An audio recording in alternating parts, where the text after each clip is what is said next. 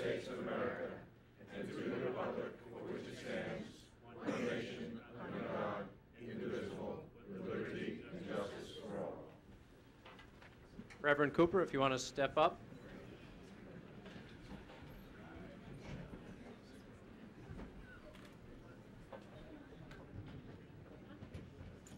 Thank you, Supervisor. Proverbs chapter 11, verse 10 and 11 says, "When it goes well with the righteous, the city rejoices. By the blessing of the upright, the city is exalted, but it is overthrown by the mouth of the wicked." Let us pray. Father, we just want to thank you again for this august body, oh God, and for the citizenry who have come forth to give their grievance, give their petitions, give their opinions, oh God. We ask that you would give the town board members, oh God, your unduly attention. Give them wisdom, understanding, and knowledge, oh God, how to deliberate, how to think, how to receive all that they hear, and how they come together and make the right decisions, oh God, that those who are the youngest to the oldest may enjoy this land that you have given to us, that the richest and the poorest, oh God, can enjoy the waterways, oh God, the trees, the birds, the land, the flowers, oh Father.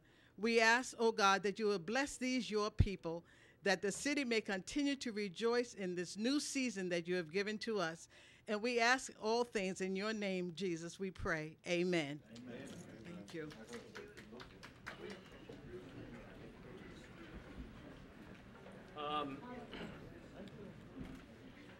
Got a somewhat personal announcement. If I leave the dais, my mother is, this morning when I saw her in the hospital, her blood pressure was 30. That was it. The family is sitting vigil with her. Obviously, I'm a little choked up. If I leave, I'm going to ask Councilman Dunleavy to run the meeting. I'm going to try to stay as long as I can.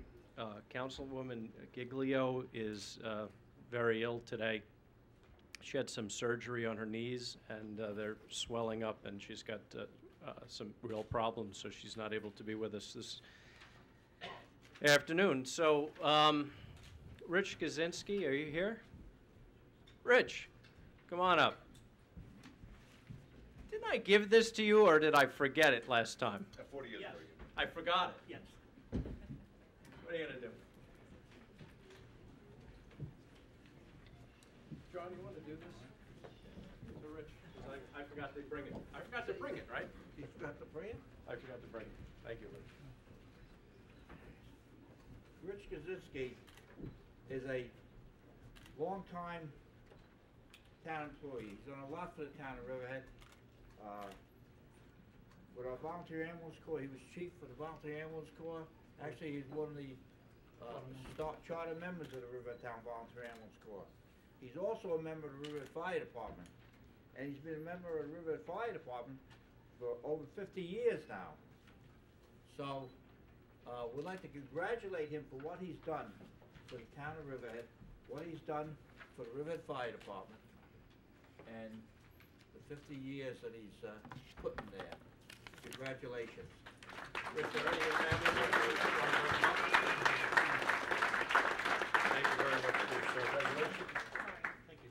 And the supervisor has and the town board Yeah, has turn around so we can declared take a picture while I'm not Richie standing Kaczynski completely Day behind you. for 50 years of service today. You know, it's interesting. Your father and your brother were chiefs in the fire department, correct? That's correct. See, I knew I went to that. That's it, see? I learned something. Right. Thank you, Rich. Thank you, Appreciate Rich. it. You're welcome. Thank you. Okay, Jim, that's for you. Oh. Here, take the microphone so people understand. Thank you, Richie. Thank you, Rich. Also, it's become a tradition to, Working? during the day meeting, I don't think Yes, so. working. Oh, is it? During the day meeting to showcase one of our dogs at the animal shelter. Jessica, where are you? Today we're going to have Gina. Where are you? Gina's an American Staffordshire Terrier mix. It's a female. She's spayed. She's about 2.5 years old. And it says she's an extremely playful dog who loves attention and would play with you for hours. She's up to date with her vaccinations and microchipped, and Gina would do best in a home where she has a yard to run in and older children to play with. So, Gina. It's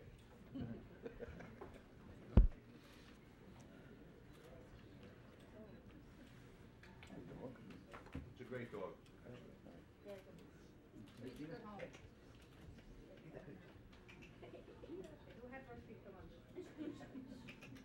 So there's a lot of people in the audience here, so if we could accomplish one good thing today, the adoption of Gina would be great. So maybe somebody in the audience might want to take Gina home. All right. Thank you, Jessica. Thank you, Jessica. Thank you. Come on, Jim.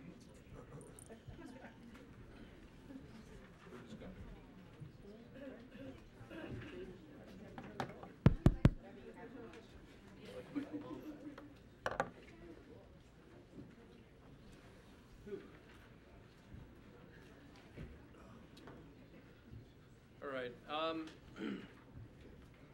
We are going to have the Riverhead girls basketball team come in probably at 2:30 when school ends. So I know that's in the program, but just bear with us on that.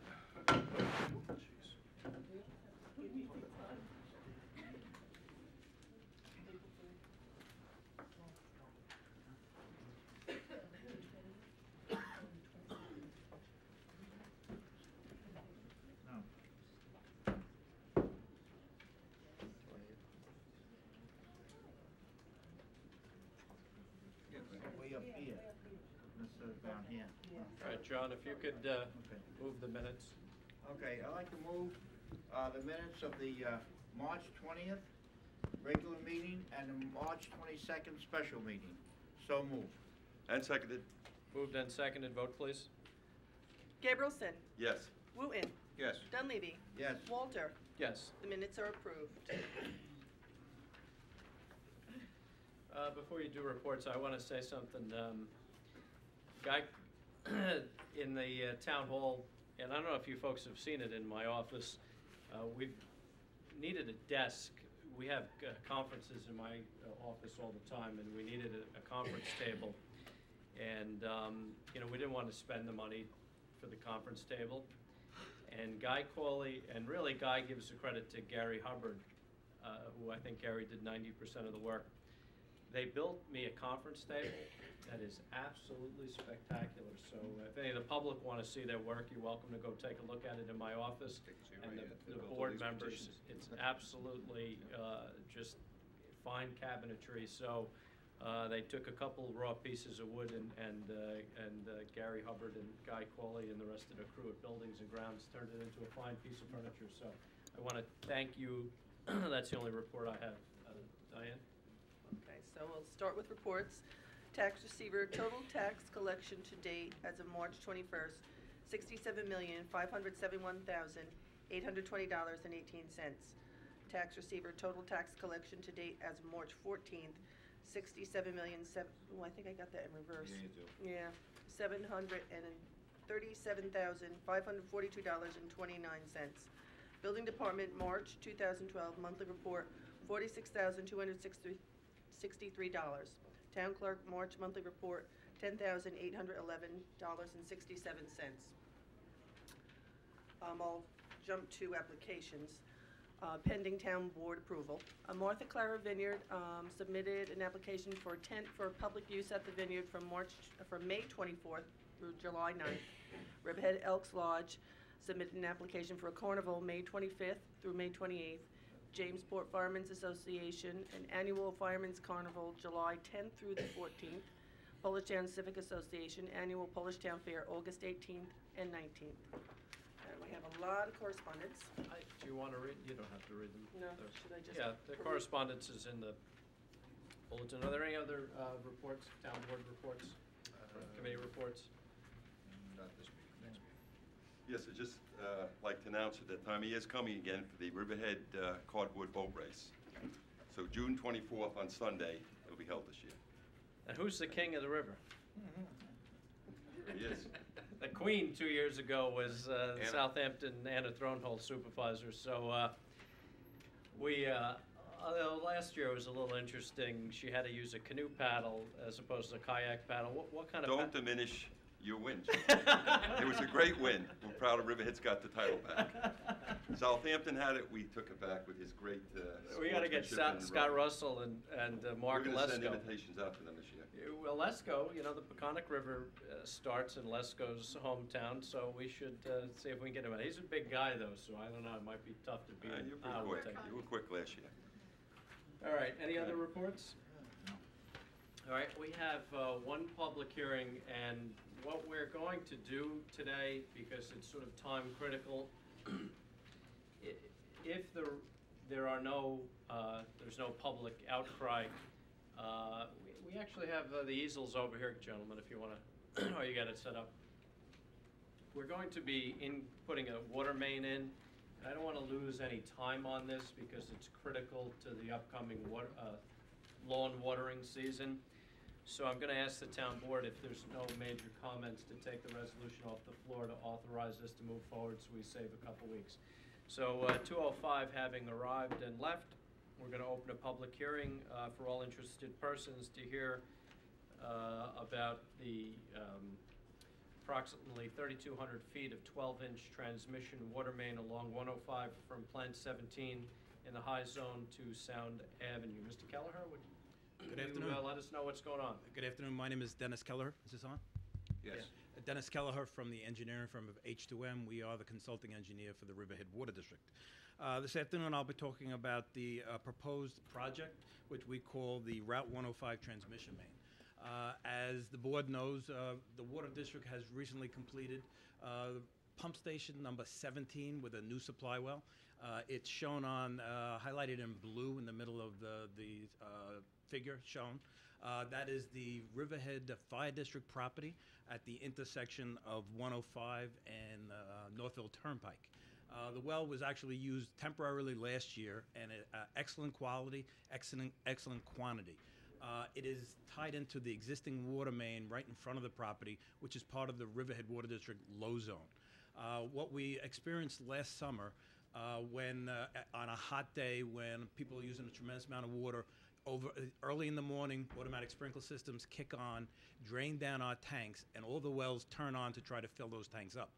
The wells that are in the low zone, the new wells 17 and the new wells at 15 on Tuttle's Lane, really fill up all the tanks in the low zone very quickly. So what was happening was, before the high zone tanks are filled, the low zone tanks are filled and tells wells 17 and wells at 15 to shut down. So what we'd like to do at this time is install additional water main from well number 17 and tie it into the high zone. So actually well 17 can actually be directed to the low zone and the high zone where the water is needed. In order to do that, we need to install approximately 3,200 linear feet of 12-inch pipe along Route 105 up to Sound Avenue. There's existing 12-inch pipe in the high zone on Sound Avenue. That is the nearest connection to the high zone. We hope to get this thing done as quick as possible. We've had a tentative schedule, as the supervisor has mentioned. We will be able to go out to bid if this is approved today, and have public bidding and have the bids back to the town by the May 1st town board meeting and award at that time. So we could then have a contractor install the pipe before the start of the pumping season. In order to install the 3,200 feet, we've estimated the total project cost to be $329,000. That includes construction costs, engineering, inspection, and administration.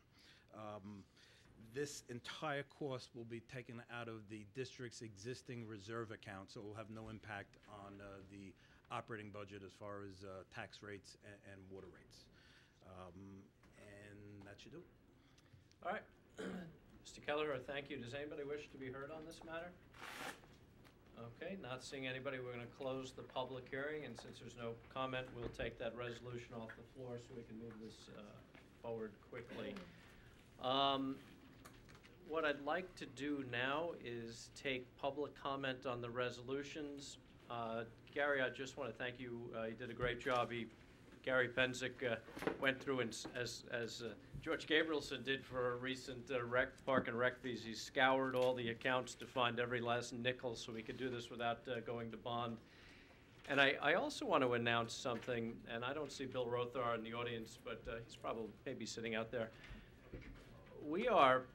The town is about 75% of where I think it needs to be financially, which is huge compared to where we came from. And the reason I say that is we sold last week, we refinanced $38 million in bonds, and with the premium, we were able to refinance $38 million of bonds for $36 million at 2%. The savings to the town and to the taxpayers across all the accounts, I believe, are $400,000 a year. So we're on our way, folks. We're not finished, but we're on our way. And is Jim DeLuca here? Yes, he's in the back. Oh, Jim, your class is here. I didn't see you back there. I'm sorry. Jim DeLuca's Government and Building Code Regulation class from SUNY Farmingdale. I was supposed to be in Farmingdale today. I never made it. Is here. Why don't you guys stand up so we see who you are? All right.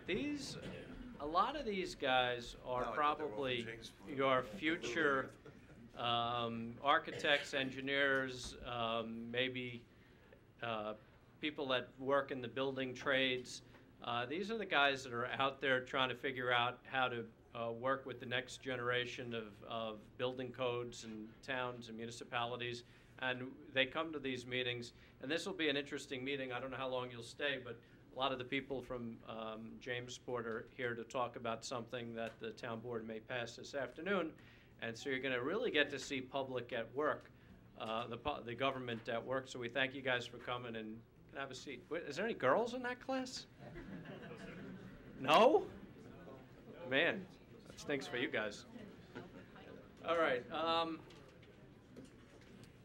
We're going to take public comment on resolutions now, and we're going to stop that at 2:30. And at 2:30, we hope that the girls' basketball team from Riverhead will be here. And we've got, oh, they just came in? Oh, great. Well, let's do that.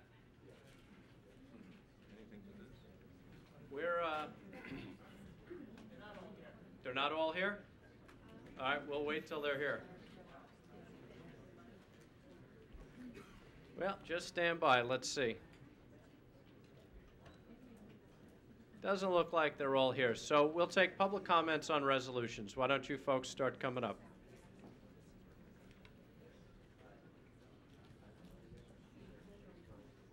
Does anyone want to be first? We're going to do public comments on resolutions, and then we will cut that off at 2:30 when the girls' basketball team are here. Thank you, sir. I play basketball too. I know how important that is. You're going to have to speak right into it. How's that? Better? That's better. Tara, we need to turn that up, but she doesn't look like she's I'd here. make a comment on the resolution related to the Village of Jamesport special permit. What number is that? I have no idea. Okay. 253 and 256. I think Okay. it's probably the last one. Dear Riverhead Town Supervisor and Town Council members, the special permit application for the Village of Jamesport development, which you are apparently prepared to vote on today, must be denied. If you still require any rationale for this denial, you need to look no further than the carefully researched and clearly presented information already submitted to you by our neighbors Larry Sims, Georgette Keller, and Richard Wines. By now, you must know that this proposed development does not pass the most basic criteria required for you to grant a special permit. You must know that the tax revenue and the bistro design form information provided to you in the environmental impact statement is, at best, mistaken, that the northern boundary of the RLC zone is inexplicably twice as far from the main road as other similarly zoned parcels in this area, that the Jamesport community will receive no additional benefit from this project, and that there are many significant disadvantages to the community if this is allowed to go forward. I also ask that you consider the possibility that a major motivation behind this application is simply to mine the sand and gravel from the site. The stated removal of 65,000 cubic yards at today's prices would provide over $750,000 to the developer, even before a single building is constructed on the site. Such a sand mining operation would forever modify the contours and the water flow of this hamlet, potentially endanger surrounding properties due to increased slopes, and create an ugly scar at the western entrance to Jamesport. In fact, this project is destined to be an eyesore either way, either an unsightly hole in the ground or a large collection of vacant buildings.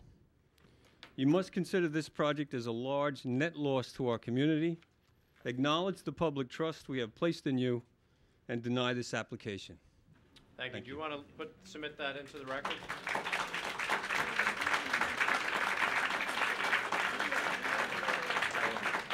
Okay,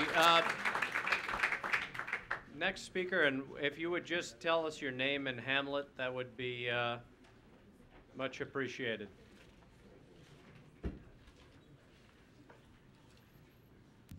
Hi, my name's Tom Kowalczyk. Where are you from, Tom? 1520 Main Road in Jamesport. Spell the last name, sir. Kowalczyk. And I, too, are here to comment regarding these special permits for this village at Jamesport. I would also, don't have it here in my letter, but support what Mr. Barbados just said, and especially what he was mentioning in regard to adjoining properties, because we adjoin that property, and we're real concerned with what's going to happen if all this excavation occurs, because our property is up probably 15 feet or so above the main road, and they're talking about leveling this down to Main Road. So there's some real concerns there. But anyway, since 1980, my family has lived on the main road in Jamesport, and our property is located on the western border of the proposed development referred to as Village at Jamesport. So your decision today has as much impact on our quality of life compared to probably anyone that is for or against this project. We're opposed to the special permits being requested for this development. For over 30 years, we've lived here knowing that this property would probably be developed into small shops that extended the charm of the existing hamlet of Jamesport. This is what, in our opinion, was called for in the master plan that the town developed. Do you really think we would have stayed there, you know, paying the property taxes that we do, knowing that the town was going to approve 2 4,000 square foot bistros in our backyard? I just want to let everybody know, in the resolution, if you read it, they're limited to 2,000 square feet. Well, that's bigger than I'd want to. Do you really think that it was the intention of those who worked so hard on the master plan to allow for this town, or for this town, to allow 2,000 square foot bistros in the hamlet of Jamesport, and which are probably going to end up being fast food establishments, really, because how many 2,000 square foot bistros do you see anywhere? Okay? We are sure that most people's idea of a bistro is something on a scale of maybe that new Grana restaurant located in the hamlet of Jamesport. That restaurant appears to be roughly the size of the footprint of our home, which is about 700 square feet. So each of these proposed bistros in the village of Jamesport would have a footprint, well, if it was 4,000 square feet, over 5 times as large as our home. So now that's half of that, because you're saying 2,000 square feet, whatever. We keep hearing about the owner of this property and his rights. Well, what about our rights as property owners? We were here before he was. He purchased the land knowing the intent the master plan had for Jamesport. To our knowledge, this is probably the first large project proposed in the hamlet of Jamesport that would fall under the zoning and the master plan for the town. That's to our knowledge. You have not given the master plan a chance to work. Why do you feel the need to rush and approve special permit requests for this project? And what precedents do you now set for the remaining undeveloped parcels in and around Jamesport? Once you approve a special permit for one parcel, you open the floodgates for all kinds of other special permit requests. This overdevelopment of an area beyond the intent of the master plan is often the most damaging result of these special permit requests, in my opinion.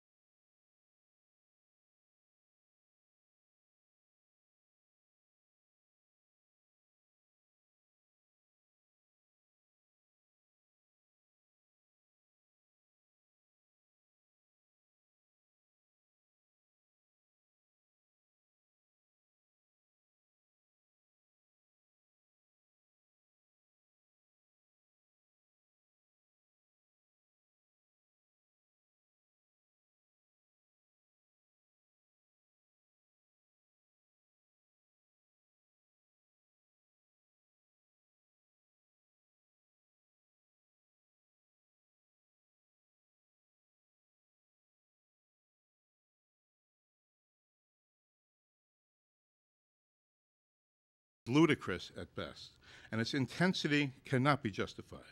I think every single one of you know that. I was edified to read in Councilman Gamelson's recent letter to the News Review that he considers the town board to be filling the duties of our office by listening to the people that elected us.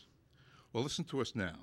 Vote no on this application. No matter what may have been said in the darkness, here is your chance to step into the light.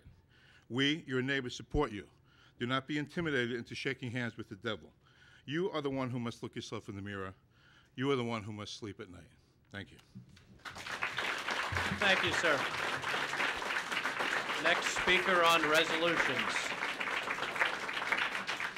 Is there another speaker on resolutions? Okay, let's take up resolutions. Nope. Oh, well, you guys got to be quick. Well, if you're going to take a pause, we're going to move on.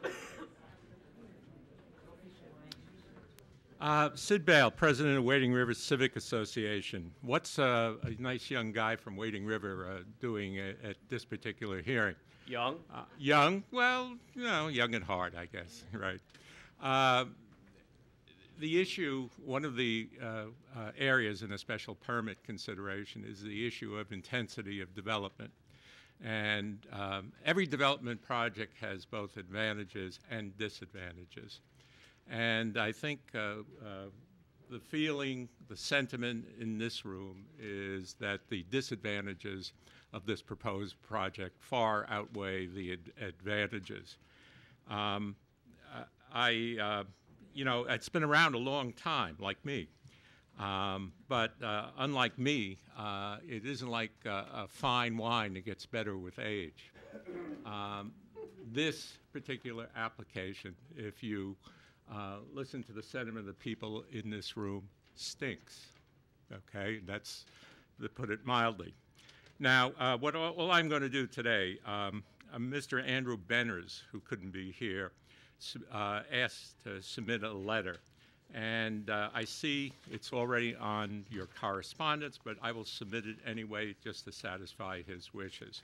So I would hope that you deny the special permit and, you know, do the right thing, as you usually try to do. Thank you. Thank you, Sid. Next speaker.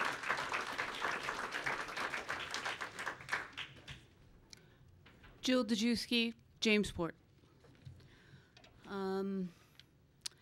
At this point, I am not squarely on either side of the issue. I guess that some would say that this would make me a hypocrite, and right now they're right.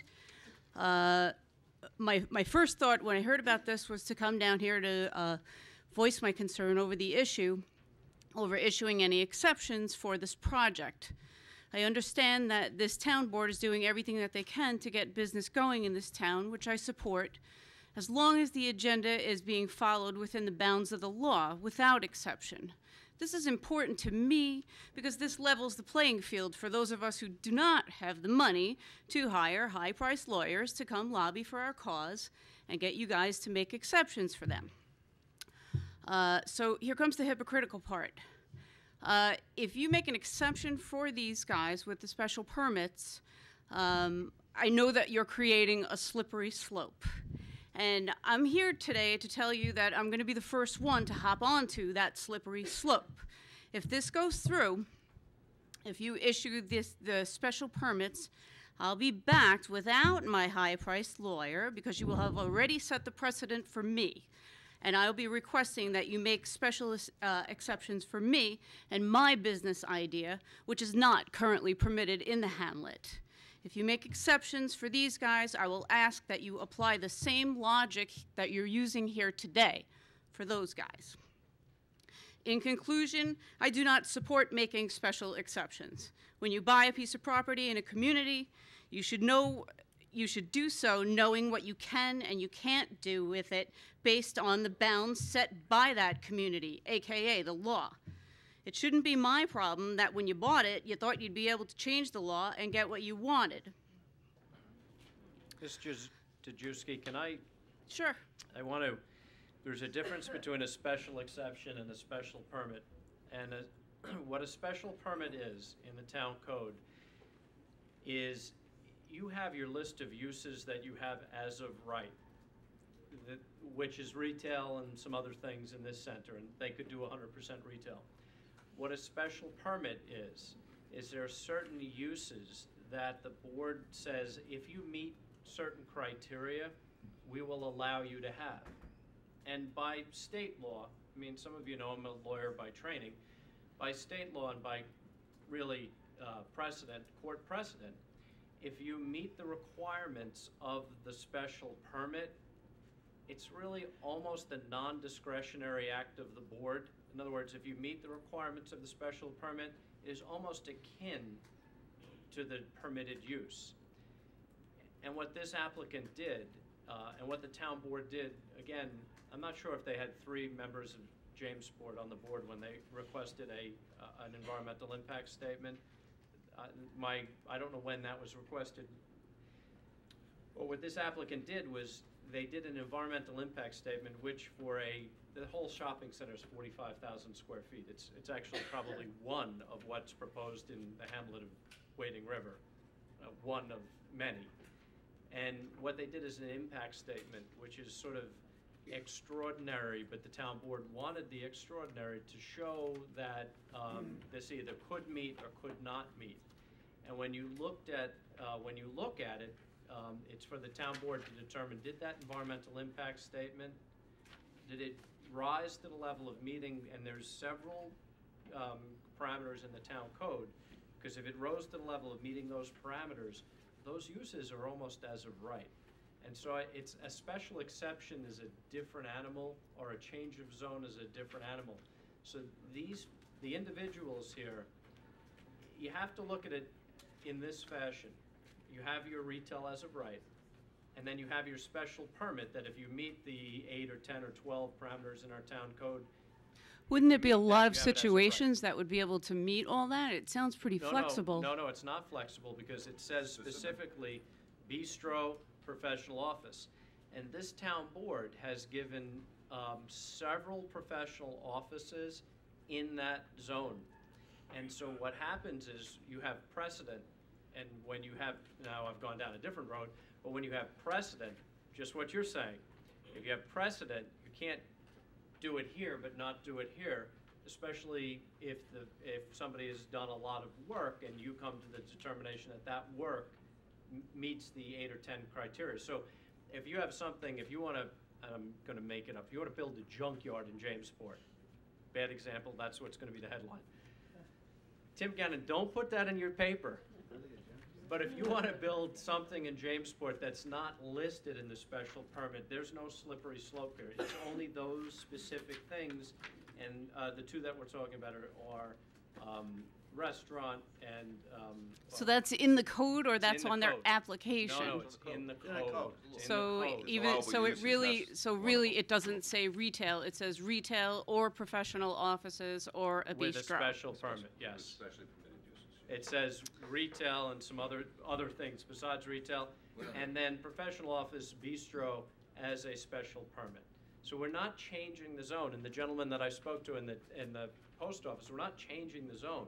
What we're doing is we're looking at what we have, and we're looking at reams of paperwork, and I read the impact statement. But I mean, the fact that we're here, doesn't that mean already that it's requiring some kind of special attention? Because if they could do what they are asking to do, we wouldn't be talking about it. Well, what you should be concentrating on in the audience, and I don't want to give it away, but I'll give it away, what you should have done is look at our town code for special permits. Did anybody look at our town code for special permits? Raise your hands if you did. Listen, I just want you to raise your hand.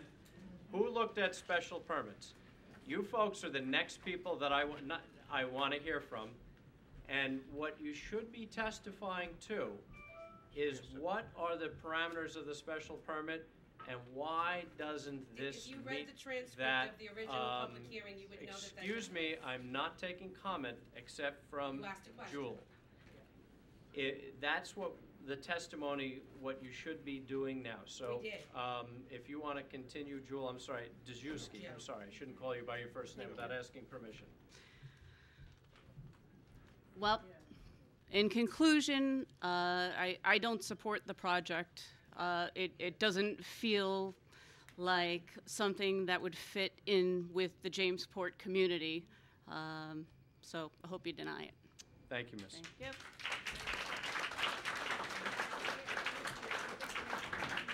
All right, Nick Calabria, Calabria, 1739 Main Road, Jamesport. I wasn't available to come in to talk to you at the time when you did the impact study hearing, and I was the question I have is, when they did the traffic flow studies, where did they do the traffic flow study? At the site itself? Was any consideration taken into what happens east of the traffic light? Well, they do a traffic flow study and they extrapolate it. And Rick Hanley, where are you? Raise your hand so I see you. Rick, just what, I'm not going to have Rick come back and forth, back and forth, back and forth.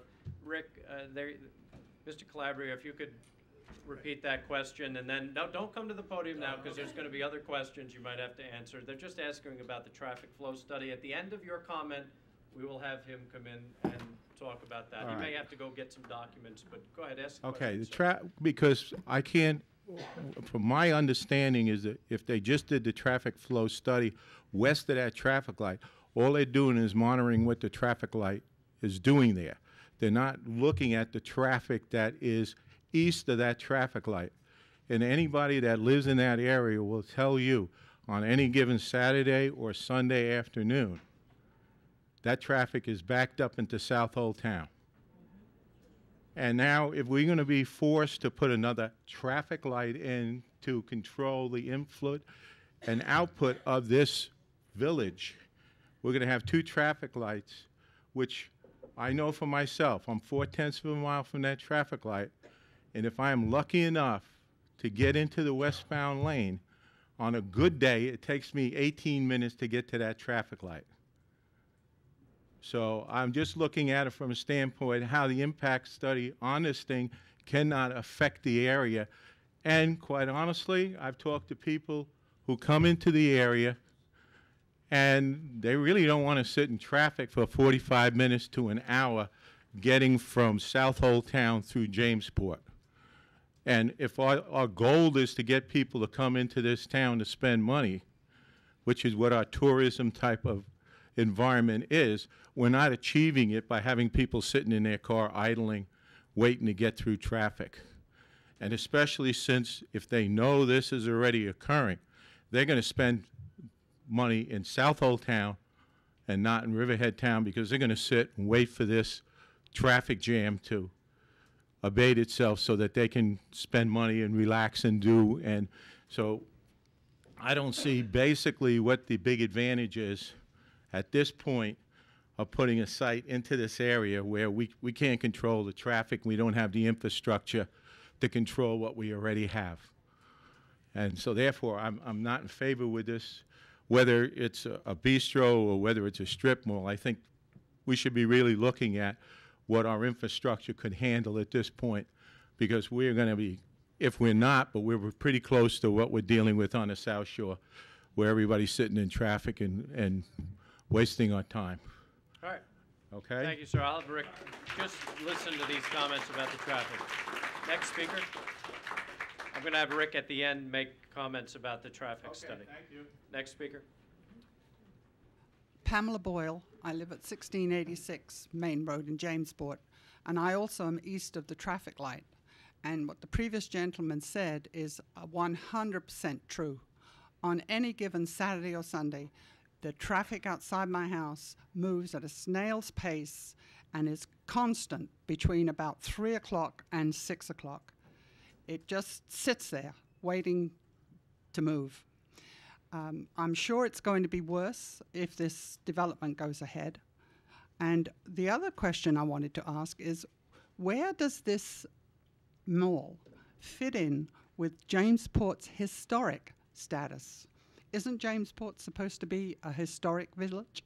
And if you put a mall in there with possibly a Pizza Hut or something, it certainly doesn't seem to be very historic to me. Thank you. Yes. I'm Nancy Gilbert. I live at 73 Winds Way in Jamesport. How about if I adopt Gina? no That would be reaction. wonderful. There's no quid pro quo, though, is there? I guess not. I'm curious as to how the FEIS was submitted in July, and none of us knew about it until you voted on the finding statements. We found out about that in the news review. So it's disconcerting, having attended all the public hearings and spoken out, that there was no attempt to let the community know that this document was in, or to make comments on the document. So that's one comment. I'm not a lawyer. And I would like to say that from a personal perspective, I hate to see any development there. I think it changes the nature of what is a wonderful historic hamlet. But I understand the realities of the situation and that there probably will be some development. But it seems to me that we have a situation here where the rights of the individual are colliding with the rights of the community.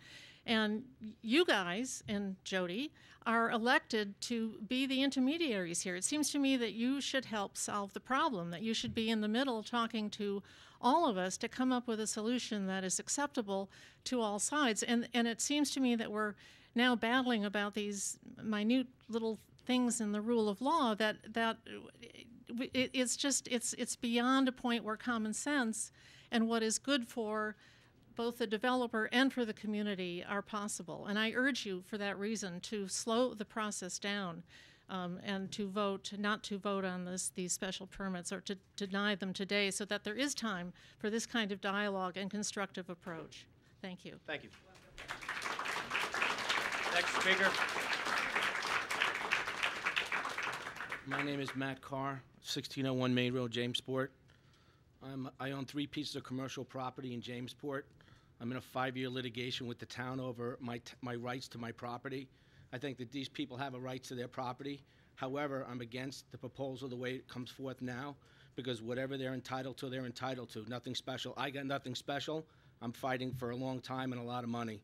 So whatever his rights are, they should not be changed for this special permit for a bistro or this or that. It should only be for what he's entitled to his land. I believe in property rights. Thank you very much. Thank you.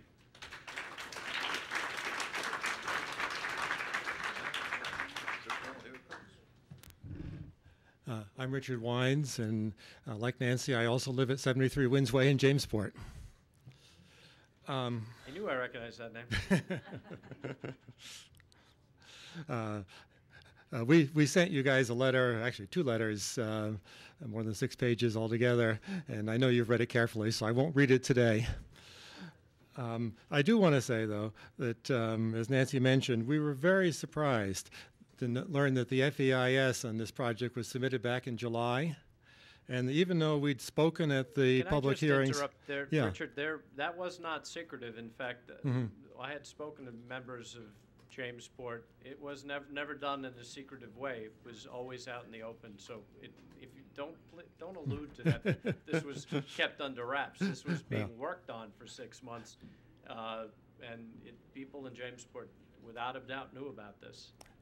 I still find it surprising that even though I had spoken at the hearing and made comments that were supposedly responded to in that FEIS, no one from the planning department or the town board happened to mention it, that maybe you'd like to, what do you think about what they said? Does it respond? Because, in many ways, they certainly didn't. It may have been in the open, but certainly wasn't in the open in any place any of us could see it. When I finally had a chance to read the FEIS, I found it last week on the web, and it's probably been there forever, as you say, Sean, but I wasn't smart enough to know that. I wasn't surprised to find there was a lot of mumbo-jumbo that made every possible disadvantage go away. That's what consultants for these things do. I was surprised that in the 2 years from the initial hearing, there was not one single improvement in the project, not one single thing that made it better for the community. And I was also surprised that no matter how carefully I read through that thing, I could not find a single advantage for approving these special permits that wouldn't also accrue if the special permits weren't approved. And as you know, the town code requires that there be significant advantages to the community and to the town that outweigh any disadvantages. And I read through that and couldn't find a single advantage. Let me ask you a question, because I'm interested. I'm interested in the dialogue here. Would it, and this is something that the board is going to weigh, would it not be advantageous to have a more diversified use? In other words, uses. In other words, if you're allowed to build 45,000 square feet, it's not exactly 45,000 square feet, 42,000. And I'm asking you, if we, because the code allows retail and a couple other things, if it's all retail and you're allowed to build that, the question becomes, and I want you to answer honestly, the question becomes, if you have to fill that because you're allowed to build it, is it not better to have more uses so you don't have vacancies? That's the question that I'd like to ask, to have you. The resolution itself elaborates on that, so I don't know if it's worthwhile to read it to the group. Well, there's it's a out there. reasoned elaboration inside the body of the resolution today that does exactly I read it, Okay. but that's what I'm asking from you and for the community, because what I would hate to see is us not approve the special permits and just have retail, and then have the potential for more vacancies. And that's what if you could address that, because that is sort of critical to my thinking. And I think that is critical. And I think one thing here is any property owner in their sane mind would not build 42,000 square feet of retail in Jamesport, because it's surrounded by empty stores, strip malls that are half full, new stores on the corner of Manor Lane that can't be rented. So it's highly unlikely that anyone is going to build in the foreseeable future, build that thing out as 42,000 feet of retail. So your null case here is highly unlikely. So I think what we need to look at is, does the fact that we're bringing in two uses that aren't there as of code, only by special permit, does that convey any benefits to the community that outweigh the disadvantages? And there are clearly disadvantages. There are disadvantages in having more restaurants because they're going to compete with the ones that are already there. And there are already empty restaurant spaces. I see significant disadvantages for bringing office space into Jamesport, because I'd like to see that office space downtown, where we're all trying to revitalize our historic downtown. And I see that as directly contradictory, allowing a lot of office space to be built in a place like Jamesport, where it should be in the center of the heart of historic Riverhead. So I see that there are clear disadvantages here. Your job, as I read the code, is you have to certify that there are significant advantages to the neighborhood, to the community, and to the town that outweigh the disadvantages. And so I'd like to take this in a slightly different direction than some of the other speakers have. As you know, I'm not an opponent of special permits.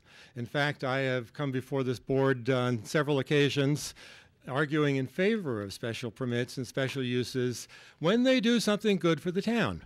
Certainly I supported Matt Carr at the Jamesport Manor, because preserving that old building was going to do something good for the town. I did the same thing at the Jedediah Hawkins, because preserving that building was going to do something good for the town.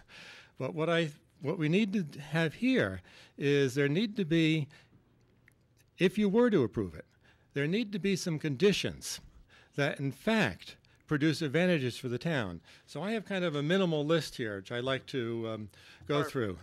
Because I think there are some things that you guys could do that would make this come out as a positive. And the first one, of course, is that I think if we reduce the overall density, so you can bargain. That's what the special permits are supposed to do. They're supposed to give you the strength to bargain with a developer to get good stuff for us. We reduced it by 50%. You reduce the restaurant, the bistro use, right? What I'd like to see you do is reduce the whole project down to 22,700 square feet. Richard, well, yeah, I need to stop you here, because that's really not something you can bargain. Oh, I think you could bargain. Richard, I want you to think about this logically. You need to think about this logically. They have, as of right, 42,000 square feet? As of right. Nobody, it's 10% lot coverage. Nobody is bargaining that away. So you can talk about that, but it's not reality, Richard. It's not. But you've got the keys here. You've No, got the things no, they Richard, really you want to build, which is Richard, bistros and office. I don't think that's true. I don't think that's true. I think that if you don't build this, if you don't allow this, this goes forward as a purely retail, no question in my mind, 42,000 square feet. Okay. So anyway, that's my first. Excuse me. There's one speaker. That's my first suggestion, is that you should use your strength and power and all the smarts and intelligence that you guys have, and Jody too, to negotiate a smaller development. The second, of course, is to make it clear that there will be public parking.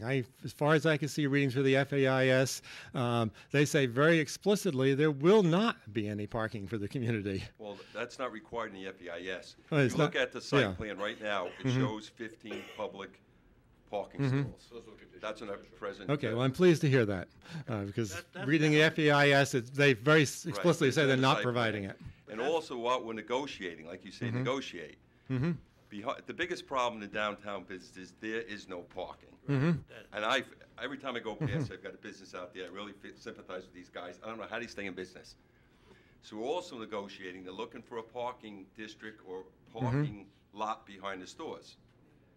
So we're trying to work on an easement where they can get that parking going into this lot, and they'll have access and Right. entry on the same parcel. So we're also negotiating to get that for the businesses on Main Road. That's all good stuff, and I think you certainly want to make it a condition of approval. That That'll in be done in fact, site plan, but we're definitely concerned with the businesses on Main because it's Road. not in the How to develop FEIS. on this. Then the third thing is, I applaud you, by the way, for reducing the bistros to 2,000 square feet. The way I read the uniform code, the fire marshal is going to go in there and calculate that there needs to be, he needs to allow for 1 seat for every 15 square feet of space. And that means that this is not going to be each of these is not going to be 50-seat restaurants. They're going to be 100-seat restaurants in the minds of the fire marshal, because that's how much you could fit in there. That's not true. Richard, please. The code is 50. Right. The permit is 2,000 square feet. Right. Period. But the amount of square feet still allows We're for limiting it. well over you're limiting it, but not nearly Richard, enough. You need to stick to the facts. I'm not going to allow you guys to go straight from the facts.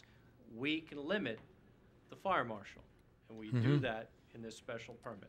Okay. Next thing, when you limited each bistro to 2,000 square feet, did you limit the size of the whole development by that much? No. Okay. Well, what happens to the extra parking that's going to be needed for the additional 4,000 square feet of retail? Then, have you thought about that? It's provided in the parking plan. Those are site plan. Those But the site plan doesn't provide for it, because they were assuming that was going to be just 2 50-seat restaurants. They have to comply with site plan, and the site plan will dictate the parking based on the uses.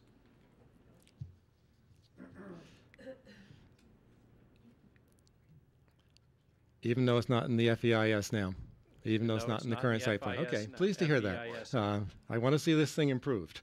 And then, as you may recall from reading the FEIS, there were a whole series of issues that I personally thought that the developer did not do a good job of fitting this into the historic hamlet of Jamesport. Just to say one example, development in the rural corridor is supposed to look like a farmstead or like residences, and of course I said that at the hearing, and the consultant came back and said, well, yes it does. They've got sloped roofs. That makes it look like a farmstead or a residence. That was the only comment, only response in place. So there's a lot of things like that. So at any rate, I hope you will require the developers work closely with the ARB to revise the architectural plans to make this compatible with the area. Absolutely. Yes. Great, thanks. Not a problem. Appreciate that. So in conclusion,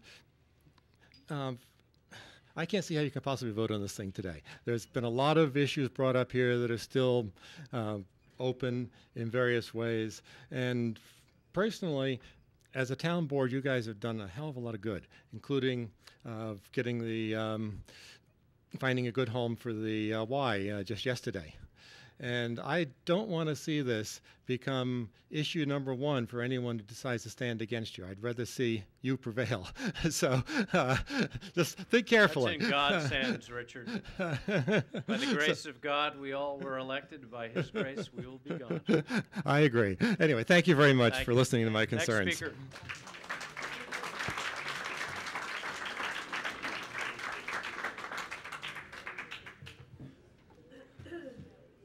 It's hard to follow Richard because he's so nice. My name is Larry Sims, South Jamesport. Larry, the author of Zero Sum Game. That's correct. Someday I'd love to debate that with you, but right now I'm not going to. You name the time and place. And I'll put your minds at ease. I'm not going to read that or any other letter. I want to start by saying that I'm not just representing myself, and I will be giving the town clerk an updated copy of the letter I sent yesterday, along with an updated petition. The only thing that has changed in the letter is the number of petition signers and a couple of exhibits. Ms. Wilhelm, if I hand these to you, that makes it official, right? All right, there are now 225 signers of the petition to deny permits to this project, and the vast majority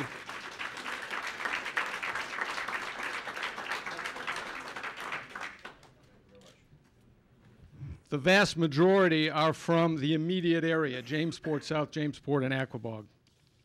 Larry, I'd like to ask you a question. That first petition you sent in, I think, was like 68 names. Was that the people that came to the meeting house meeting we had that time? The first. Many people at the meeting house signed that petition. Right, so that first petition was from there. Correct, and the petition itself is unchanged. Not a word has changed. We've just added names. Right, because I know some people there were in support of it. They were on that, I seen them on that list. Okay. All right.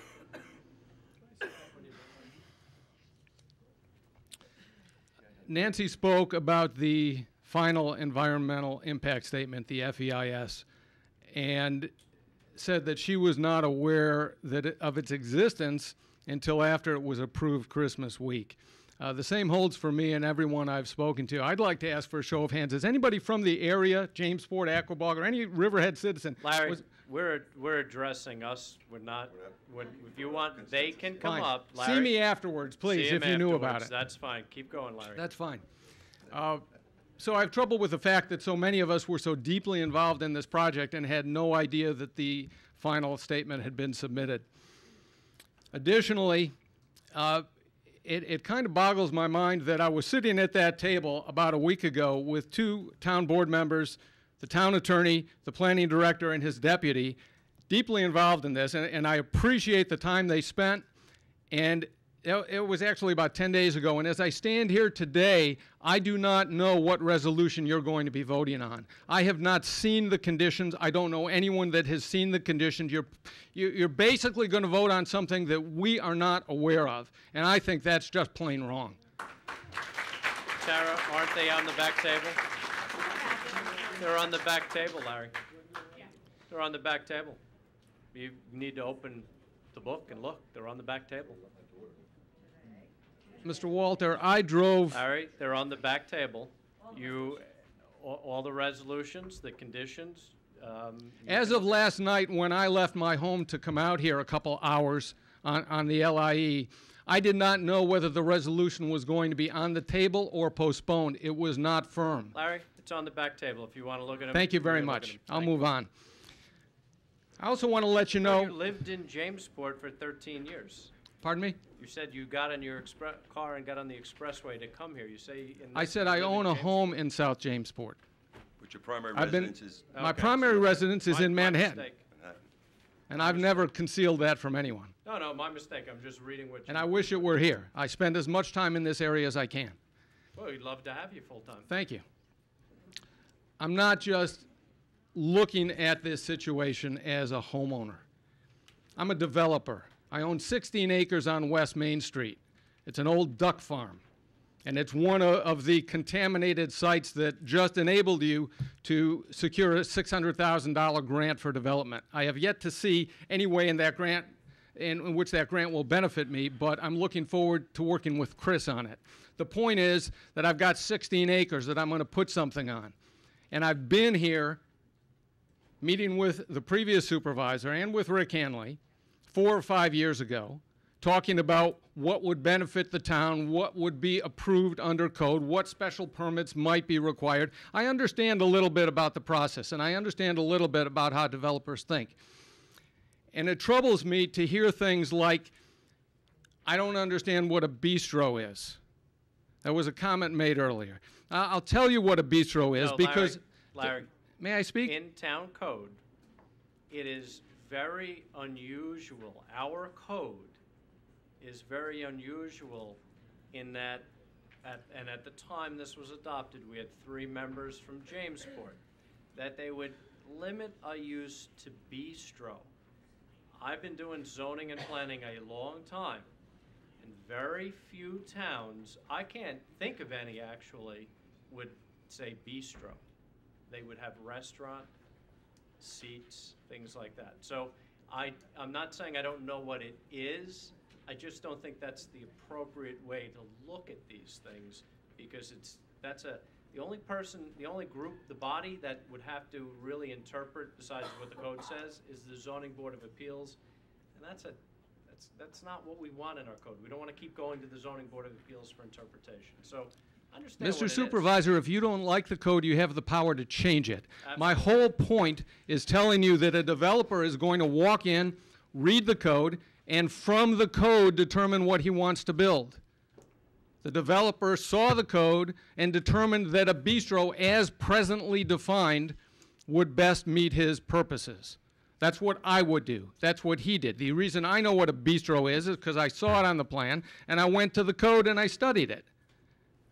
And I knew that what he was building or proposing to build was not bistros. The other point, referencing your earlier comment, is this idea that I've heard now 3 times that maybe the bistros won't get built.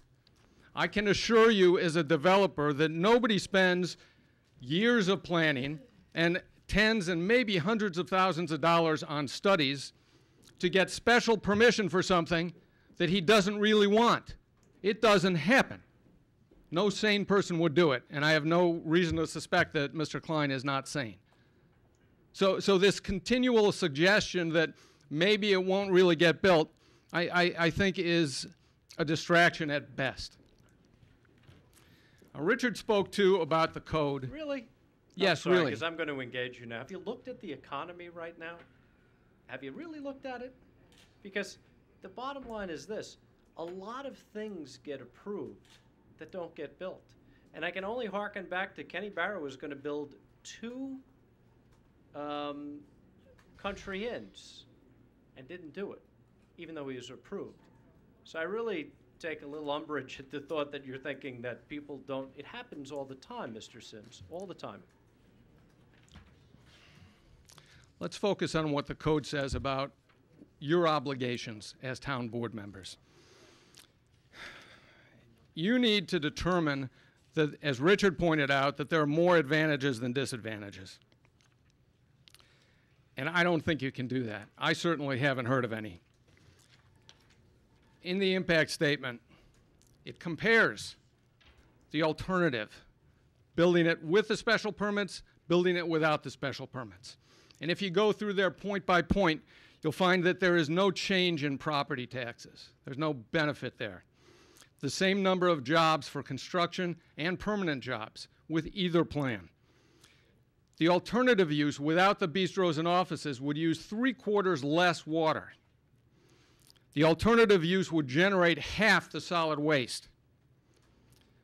With the special permit uses, there's potential for noxious odors, which was addressed at length. Doesn't exist with the alternative uses. There's no difference between them when you look at traffic studies. And anything else you want to consider, population, school-age children, area of forest, roads, buildings, etc., they're identical. There are no advantages. You've heard other people say that today. I believe it's a fact.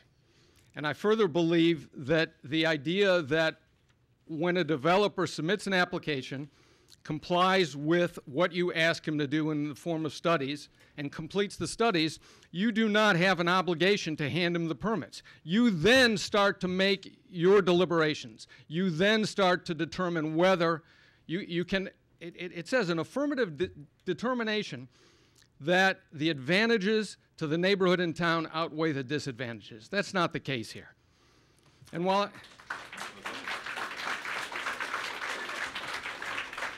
I think that should be enough. If you're interested, I do have the definition of bistro, so you tell me where I'm wrong here. Bistro, an eating establishment of 50 seats or less, whether indoor or outdoor, without drive-through or drive-in service. That doesn't say bistro to me, that says small restaurant. But it is what it is, and that is the law that you need to enforce today. And we absolutely 100% will. But it's This whole idea about a condition to reduce the size of each bistro building from 4,000 square feet to 2,000 square feet, I don't believe just happened. I believe it happened because it was in the news review, because people started writing letters and talking about it, because it's not a viable business. And the fact that what's not a viable business? A 50-seat restaurant in a 4,000 square foot building. Oh, well, in a 2,000 square foot building, it's viable all day long. You know, I'm not going to point to a lot of I didn't bring any experts with me, but I did talk to national food service experts who said it's not. And I did talk to at least half of the restaurant owners within 2 miles of the site. They don't have businesses that are viable with 50 seats. Many different restaurants that have 50 seats that are viable. So anyway, I'm sorry. I'd like to move on. I just wanted to explain that what the bistro definition is, and it's really just a small restaurant or cafe. Why we call it bistro, I don't know. The point is that there are no advantages to the special permit uses, and that should be enough. But in case it's not enough, I want to address the final environmental impact statement, which I now have had the opportunity to read. And having read the FEIS cover to cover more than once, I can tell you it's a load of crap.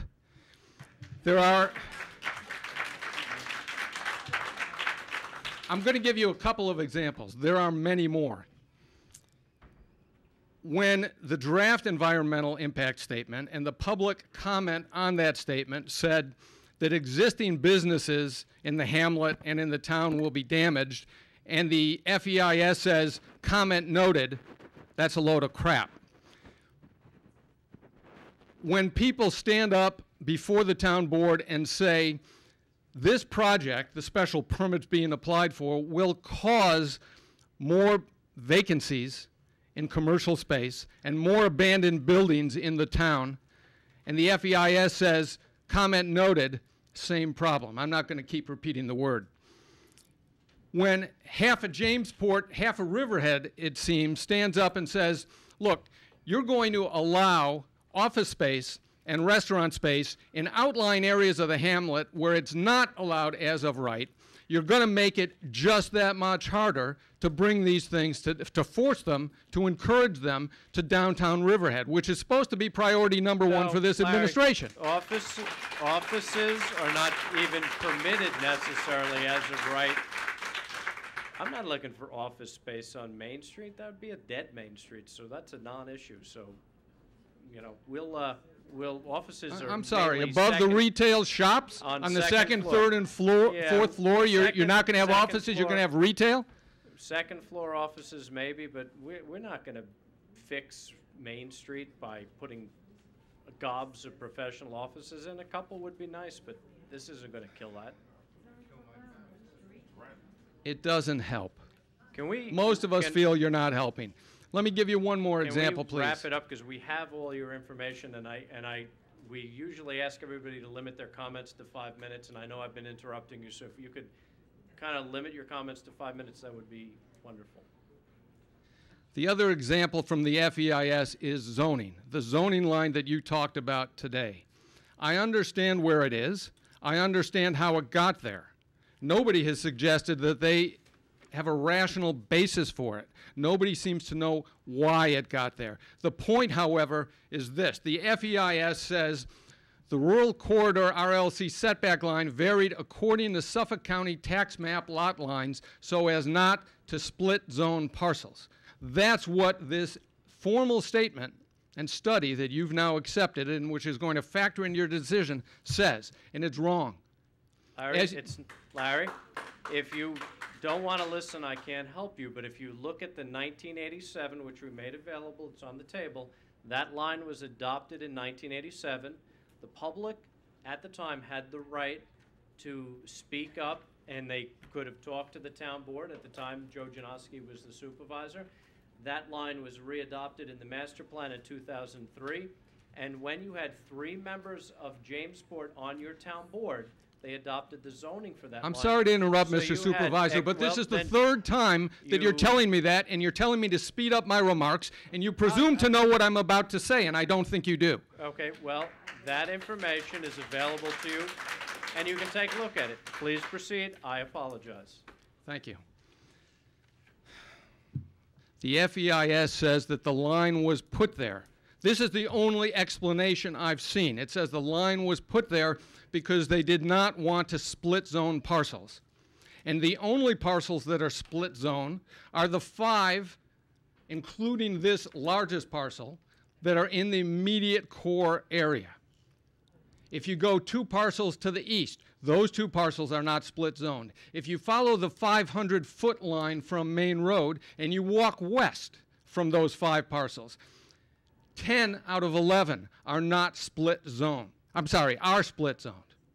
I apologize. The bottom line is that 12 out of the 18 parcels immediately adjacent are split zoned. So obviously, this was not the purpose of the rezoning.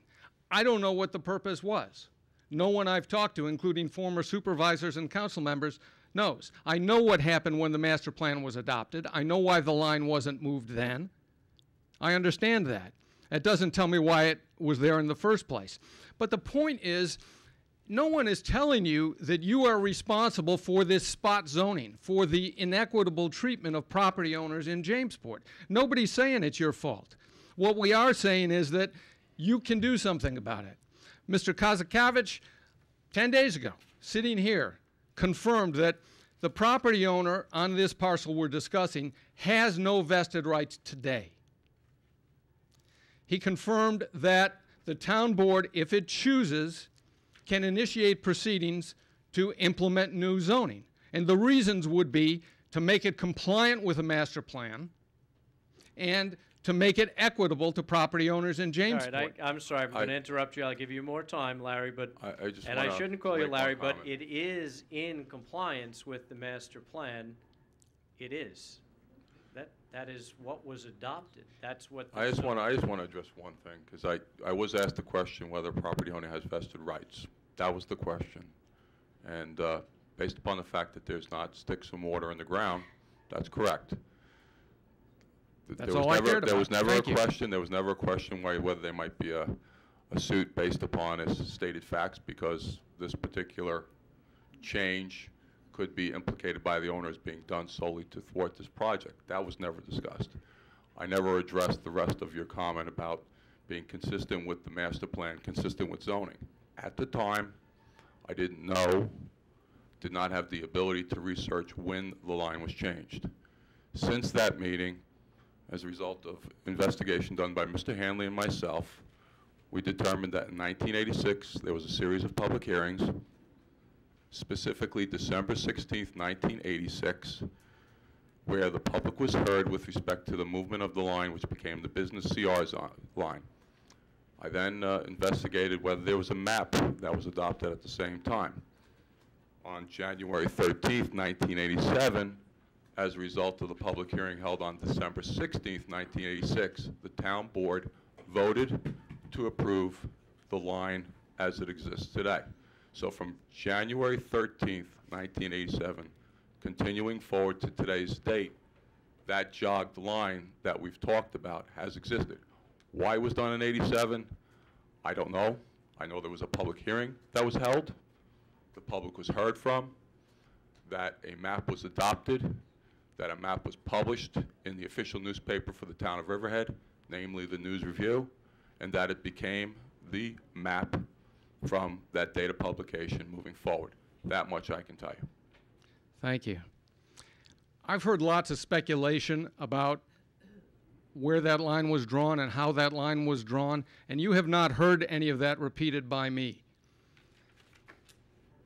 It's sufficient for me to know that the town attorney, after having done extensive research, does not know why the line was drawn in that location. And it's sufficient for me to understand that the town board has the power, has the authority to rezone. And nobody has vested rights on that parcel today. So if you go forward and approve these special permits, essentially giving vested rights to the property owner, you won't be remembered as the board that drew that line. You will be remembered as the board that locked it in place for all time. And I see that as a problem. Actually, you're incorrect on vested. You're not an attorney. I'm not an attorney. You're incorrect on vested property rights. If we approve I did this, not say that I have not consulted attorneys about vested property well, rights. they would be incorrect if they told you what you just said. I will report that to the land use lawyers that I've spoken to. You can, and I will tell you what vested property rights mean, and our town attorney, Bob Koskevich, mentioned it.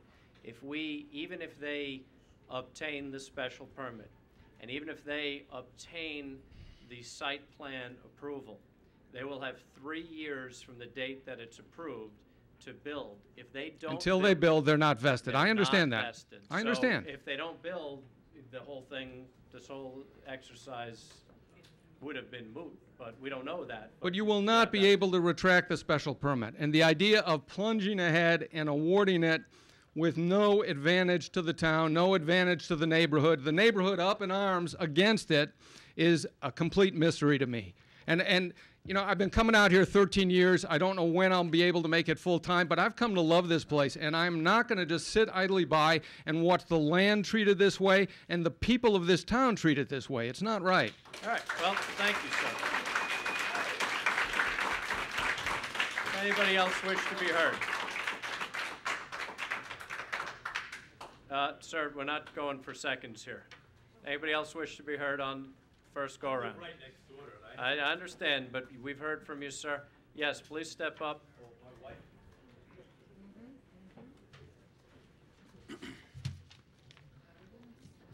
My name's Harold Griffiths. Everybody knows me as Duffy. I own a property 1566 Main Road, about 5 parcels down the road from this development. I've spoken about this development in the past. I believe back in 2007, I was here speaking in favor of it. Back then, the developer met with all the downtown Jamesport business owners, was willing to explore putting parking behind us, attach it to his lot, give us easements. We all got together. We were all in favor of it, to be honest with you. All this time goes by, obviously nothing happened because of the economy, town board changes, everything like that. This comes around again. I don't want to see us miss our opportunity. As it stands right now, I'm sure you guys come in here, you know, I talked to Mr. Gabrielson, I talked to Mr. Wooten about this yesterday. I wasn't sure how I felt about this. I'm also the chief of the fire department in Jamesport. We get together before our meetings. We have an idea which way we're going to go with this. I'm just asking that you think about this. There were some comments made today that giving them a mixed-use property would be good for Jamesport. Giving them a mixed-use property will be good for the developer. It'll make his property more marketable. It will take away some of my marketability the way it is right now. You know, there's other people that have property in downtown Grana. We have Rowena and Ray. They have the beauty parlor there. We have village center zoning. You go ahead and give these special permits today. We lose some leverage with the parking. They gain pretty much the same zoning we have on our property now. Who in their right mind will want to rent from us if I want to sell my deli, if they can go to the village or the new development and open up a deli there with all the parking in the world? So, you know, I understand you have to weigh, you know, mixed use may be better. I agree, it could be better. But it's got. Harold, I believe you're going to get the cross-access easements. I've already started the conversation with some of the people that came in to see me. I think we will get cross-access easement. George has been working to get the 15. Yes, we're negotiating that, and I understand your Yeah, I think concerns. you're I'm gonna very get that. concerned about the business on the north side. And that's one of the things, in site plan, we're definitely looking for the cross easements. And We'll I gain understand. some municipal parking, but that doesn't help you, but. No, I understand that. I want to make sure, you know, I'm a little concerned. We give the special permit, you know, they may fight tooth and nail not to do the additional parking. The 15 spaces at the front of that property will not benefit downtown Jamesport. It will benefit the Elbow Room and the surrounding shops that are right there. A cross-access easement across Would. their back property line to access your back property would be huge. That would be huge, correct, yes. I'm working on it. Yeah. I think we're going to get that. That's We're something working we're on it, and I working think very hard on that. he's agreeable to do that. I guess maybe my question is, you know, and what my concern. Wait, let me ask you a question. Let me get you on the record here. In order for it to work, I need your cross-access easement to the property immediately to the east. Are you going to be willing to do that? Of course. Okay, good. You know, there's other property owners that have to be on board also, Oh, yeah. which, Well, you know. hey, listen, we'll work on that.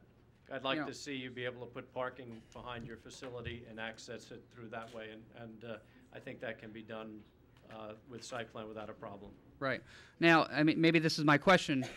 You give them their special permits, and then they fight tooth and nail not to give the easements, not to do the parking. What happens with the special permits? It's a site plan issue, but you can rest assured that the town supervisor will be working hard to get your cross-access easement. Sometimes the board carries a little bit of weight, once in a while. We'll be able, I think we'll be able to negotiate that with this owner and with you, but we have to go along the line to make sure everybody in that back, and I've spoken to some other property owners that are in the audience, and they're willing to do it, so I think we'll get it. I think we'll get it. Well, you know, I don't want to, you know, I understand where you're coming from, but I don't want to just think we're going to get it.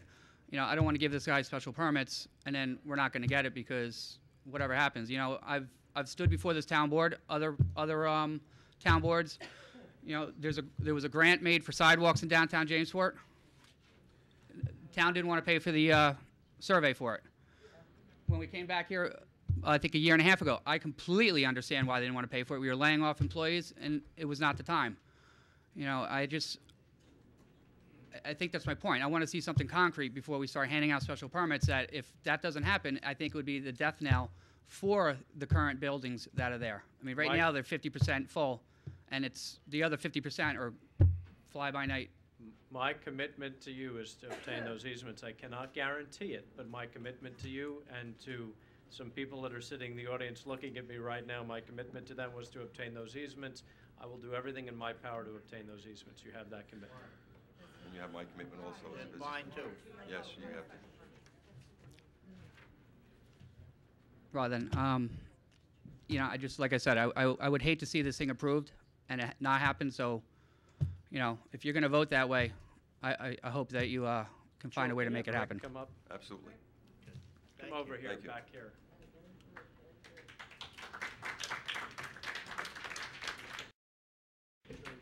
Go ahead, miss. Just your name.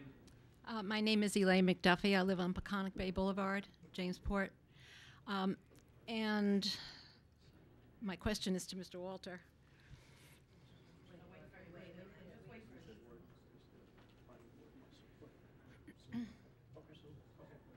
I'm sorry. Her question's for you. Go ahead, I'm sorry. What was your name, miss? Elaine McDuffie. I live on Peconic Bay Boulevard in Jamesport. My question is for you, Mr. Supervisor. Would you prefer, worst case scenario, and this is all, you know, coming to fruition, would you rather live next door to a retail store that closes at 5 or 6 o'clock in the evening, or would you rather live next door to a bistro, restaurant, club that closes at 1 or 2 o'clock in the morning and that I'm sure will have entertainment? That's my question to you. I think that the mixed use is a folly. I could tell you that I wouldn't live next to either because I wouldn't choose to live on a main road. If you're asking me, No, I that's live not in a- what I'm asking you. There are people who already do. There are No, people you're who asking me- already You're do. asking me a question, Mhm. and It's hypothetical. I almost lived in, actually, Aquabog, and it was on a main road. It was Union Avenue, and I chose not to do it. And I live in a tiny little house in a 1950s style subdivision. So if you're asking me what I'd prefer to live in, I live in the woods. Excuse me. It's hypothetical. There are people who live there already. You can't ask me a hypothetical question. 'Cause No, I I made stated that that choice it was already. hypothetical. Well, I can't. I Would mean, you I can rather just live tell you where I next door to a bistro or club that closes at 1 or 2 in the morning, or have retail? I would That's live my near question. neither would be my answer. I think you're missing my point. I just to point something out. You got to understand, some of these retail establishments are open 4 or 5 o'clock in the morning preparing. Not in So that could Jamesport. be- No, I'm just saying if the use is allowed, so sometimes these retail things, living next to one could be a I nightmare don't with think the in a dumpsters banging and everything hamlet else. like Jamesport that's going to happen. Well, I'm just responding to your question. You said. No, retail, and the yes, other I one. appreciate understand that. where you're Maybe getting from. Greenport, maybe Sag Harbor. So retail isn't always the best neighbor either. I would bet my money on the bistro being the most problematic of the uses. That's all I have to say. Thank you. Thank you. Thank you. Next speaker.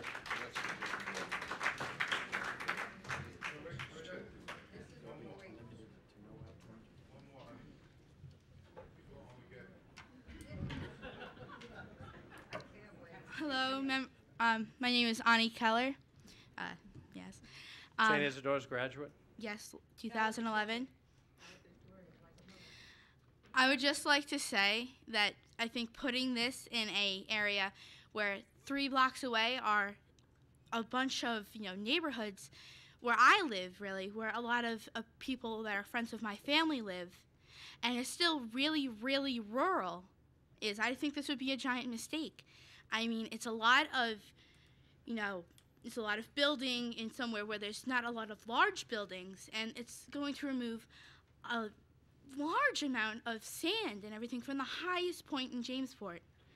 I think doing that would disturb a lot of the peace, the natural peace that we have in that area of town. Can I ask you a question since you've come up? And I don't mean to be unfair. What do you think about private property rights? Just think about that. And you don't have to answer it right now, but just think about that. I think... I want to see how your St. Isidore's training worked. No, tell her, Mom, get away. Let her answer. Go ahead. What do you think? I think you do have rights to property that you own, but I think deciding what you want to do with that property should be treated with, good decision making and, discretion towards the things around it.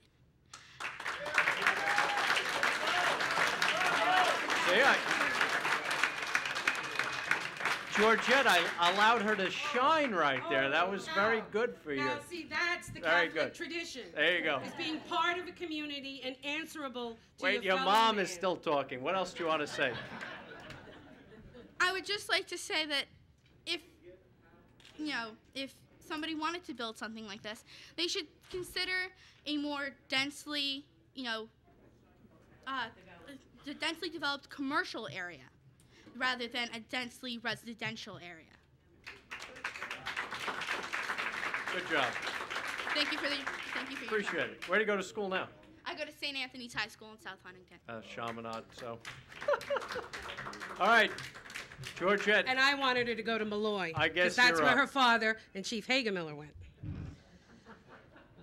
But I love Riverhead High School, too. I taught there, and I'm proud of those girls. You still And teach there, don't you? I teach at Roanoke Avenue School. Oh, okay. I teach in the poorest school in the entire district. No, I don't Yes. think we should. We have the highest level of free and reduced breakfast It and lunch never right here in the rains center of town. Riverhead, Georgette. Come on. In Riverhead. Never rains in Riverhead. And I love those kids too. And my oldest daughter goes to Riverhead High School. And I think that there's something out there for everybody. And I believe that we can find common ground, as Nancy Gilbert was speaking to earlier. But I am madder than a queen bee in a hornet's nest today. And I don't believe it for a minute. for a lot of reasons. And you said, people are passionate out there. Well, I think when you look up passion in the dictionary, you will find my picture. And I'm mad and yelling at somebody. because they're not doing what they know is right. So now it's your turn. First of all, Mr. Kowalski wanted to say to you that according to the definition of a bistro in the town's code, being 50 seats, no drive-through, et cetera, the McDonald's in Mattatuck on Main Road would qualify. And the developer's attorney, Mr. Cuddy, in the 2008 public hearing on January 15th, did say that the developer would stipulate to no fast food chains. And yet that's not a condition in today's proposed resolution. I can ask him. Okay. He's standing in the back. I know, but this is why I'm... Wait, would you stipulate to that? Rick. And this is why we feel... Wait, you've got a concession here. You'll stipulate to that, Charles, Mr. Cuddy? Okay. This is why we feel that... Whoa, we've got something to do. That's good. This is what the process is supposed to allow for. Rick, can you talk to Mr. Cuddy about stipulating to no fast food in this? Because we might want to amend Fast food chains. Fast food chains. Is that... he's back there. Go talk to I will, but we restrict drive-throughs. Well, he's saying no fast food chains. Well, we don't define fast food chains. Yeah, but he's willing to stipulate that. He's willing to covenant that with the property. Okay, good. Move on. Okay. Move forward. So let's move on here, okay? All right. So there are just a couple other little things. In terms of the parking in the cross easements, you have had one property owner consistently block cross easements from taking place for the last 10 years. Who's that? Sal DiLiberto. And I have no reason to believe that he would finally acquiesce. I do. Well, I'm just telling you, it's been asked for and it's been denied in the past, okay? So I can only go based on what people have done. So while I agree with someone else's assessment that Mr. Klein is not insane, but he's also not credible, so I would rather have stipulations from his attorney and covenants and restrictions that run with the land so that if it is sold, that the community is still protected. That's number one. All right? And the other thing that you said that it would be an advantage by having the special permits over not having them. The brunt of that advantage falls on the developer, not the town. And that should not even be a consideration within the advantages and disadvantages that you are now faced with considering. That's my opinion. And Mr. Gabrielson, whether people who were in attendance did not sign a petition in the meeting house in which we allowed you to attend as a civic association, a meeting open to the public, should not be construed as tacit approval of a plan. I just wanted to get the facts on the list. No, I'm not saying anything about the saying rest that of fine. we should I'm not, just establishing we that. should not construe silence as tacit approval, not in this town. I never did. And I'll address that a little bit more in I here. just want to establish where the list came from. And in terms of the traffic study, I believe that original traffic study was done in the middle of the week in April and came up with a 6% increase based on that. I think that traffic study should be looked at very closely, and it should be determined what that would mean, extrapolated to what it would mean in the height of pumpkin season and the height of summer vacation season. Because it already takes 15 minutes to get an ambulance to Jamesport to pick up someone who needs to go to the hospital. So traffic is an issue, and it would be a disadvantage to the community to even have a 6% increase. So that's all I have to say about the traffic study. Now, for what I actually prepared for you. So I'm not going to give you another 30 pages to submit. I've done that in 3 public hearings already. And I have been here every step of the way for 8 years.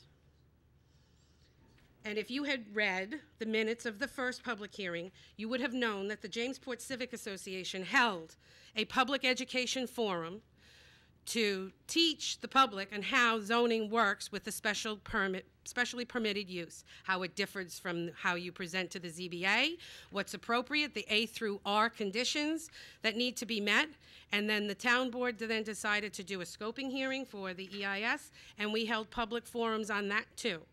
That the Civic Association has stepped up to the plate to make sure that the public has the most amount of information possible. So we did do that. And we have had assurances from inside this building for 8 years that when the EIS, the DEIS, the FEIS came in May, you told me in your office that you didn't think this project was going anywhere. I was in your office again in August, and I know you were somewhat distressed at that time because of the condition of your mother's health. But there was no mention of an FEIS being submitted then either. And you know that that's our #1 concern in the hamlet of Jamesport. So I'm just a little miffed by that, okay? We'll leave it at that. So, I support the work and the research and the digging done by, into the FEIS, done by Larry Sims and by Nancy Gilbert and by Richard Wines. And I support all of the findings in the pages upon pages that were submitted yesterday morning so that it was convenient for you to be able to review them before today. Instead, I'm going to respond to some of what you as individual board members have had to say about this project, because you need to consider in your deliberation and your vote whether the hazards and disadvantages to the neighborhood are outweighed by the advantages to be gained.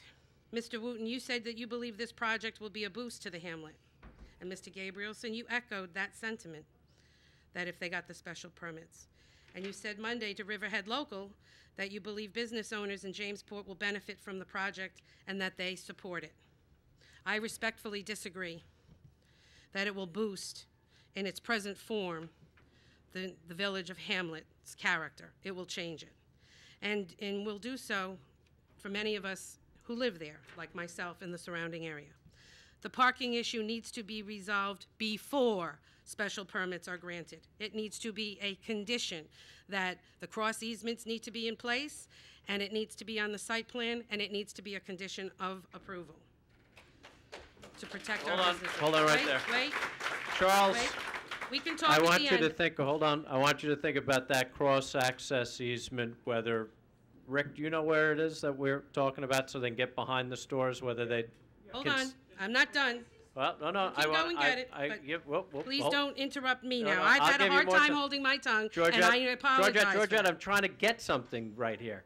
You can. I want you to talk to him about if that is it really is a site plan issue, but if we could put it in the special permit, if they would consent to that, Well, you we can would vote do on the that. special permit with the conditions in it, and if they can't meet the conditions, they don't have the special permit. But it's a site plan issue. It's not an issue for us here, but if they'll consent to it, we can put it in So here. then why don't you hold off on the special permit process until the site plan process is complete? That vets out all these issues. You can't do that, Georgette. You can't do that, Georgette, because they cannot study and build a use that's not permitted. You can't put the cart before the horse. We're the horse. We've got to make the decision. But you if can't they're- leave these business owners unprotected. You gotta let me finish.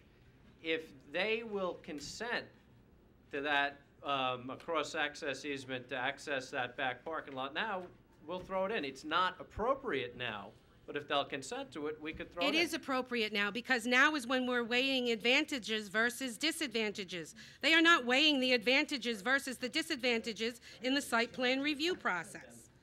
The business owners of this hamlet typically don't speak out because of Mr. Klein's relationship with Ms. Claus. And do you know what I call that? I call that fear of retaliation, and as a teacher, I recognize it as a symptom of bullying. And I don't think I need to say any more on that.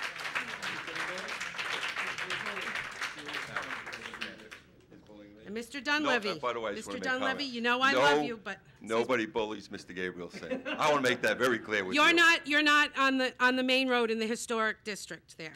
We have a lot of land businesses on the main roads. I have concern for, I know. believe me, that's my town. I know, It's I know your it town, is. or Riverhead's my town. I live there, believe me, I have concerns. And I do a lot of work all over Riverhead Town. I have 6 jobs I don't get paid for, and only 1 that I do. So I have avocations and vocation as well, and that's why I'm here today. Mr. Dunleavy, you said you can't change things in the middle. You can't keep having hearing after hearing after hearing. And I understand what you're saying, because it seems like it's been a bogged down process and that nothing gets anywhere. But everyone knows that government and the courts are slow. It's not a revelation. But the time that it has taken for this project to get this far is a testament to the issues that we're discussing. It deserves the careful consideration and the consideration of that lot line. I disagree with you. In 1987, I was only a weekend summer visitor here, so I would not have read that legal notice. We still don't know why it happened, and it doesn't matter why it happened. It may have been a simple drafting error, and it got sent out that way, and it got published that way, and I have been told by previous board members that it just got left that way in the master plan because they just followed the line before it. They didn't question it. But it is our job to question what is in the master plan from time to time. And in 2004, when this project first started coming up, I noticed it. I brought it to the town board's attention, and I have been dismissed every step of the way, every single year, and finding out, investigating into it, to find out why, if someone was so inclined to find out why, and to fix it because it is inequitable to the other rural corridor property owners in this town. It's not fair. And that's just wrong. So it needs to be fixed. It doesn't matter who did it or why. It's what's right. And period. When we find that we have schools that are disproportionately discriminatory based on race, it's our job to redistrict, to fix it. It doesn't matter how or why it ended up that way. You fix it. You come home from work and your living room window is broken and it's cold outside. You fix it, and then you worry about why and how later. This is obviously an anomaly, and it's just wrong. There's lots of speculation on how and why it ended up that way, but I'm really not interested anymore. I'm not. So that's my demand on that. Either that happens, or there has to be a stipulation of agreement to abide by that so that the developer can gain the support of the community. We'll get into that later. So I believe that something needs to be done in terms of the taxes too, Mr. Dunleavy. You said that, you know, you understand that people say they don't want things in their community and they don't want their taxes to go up either.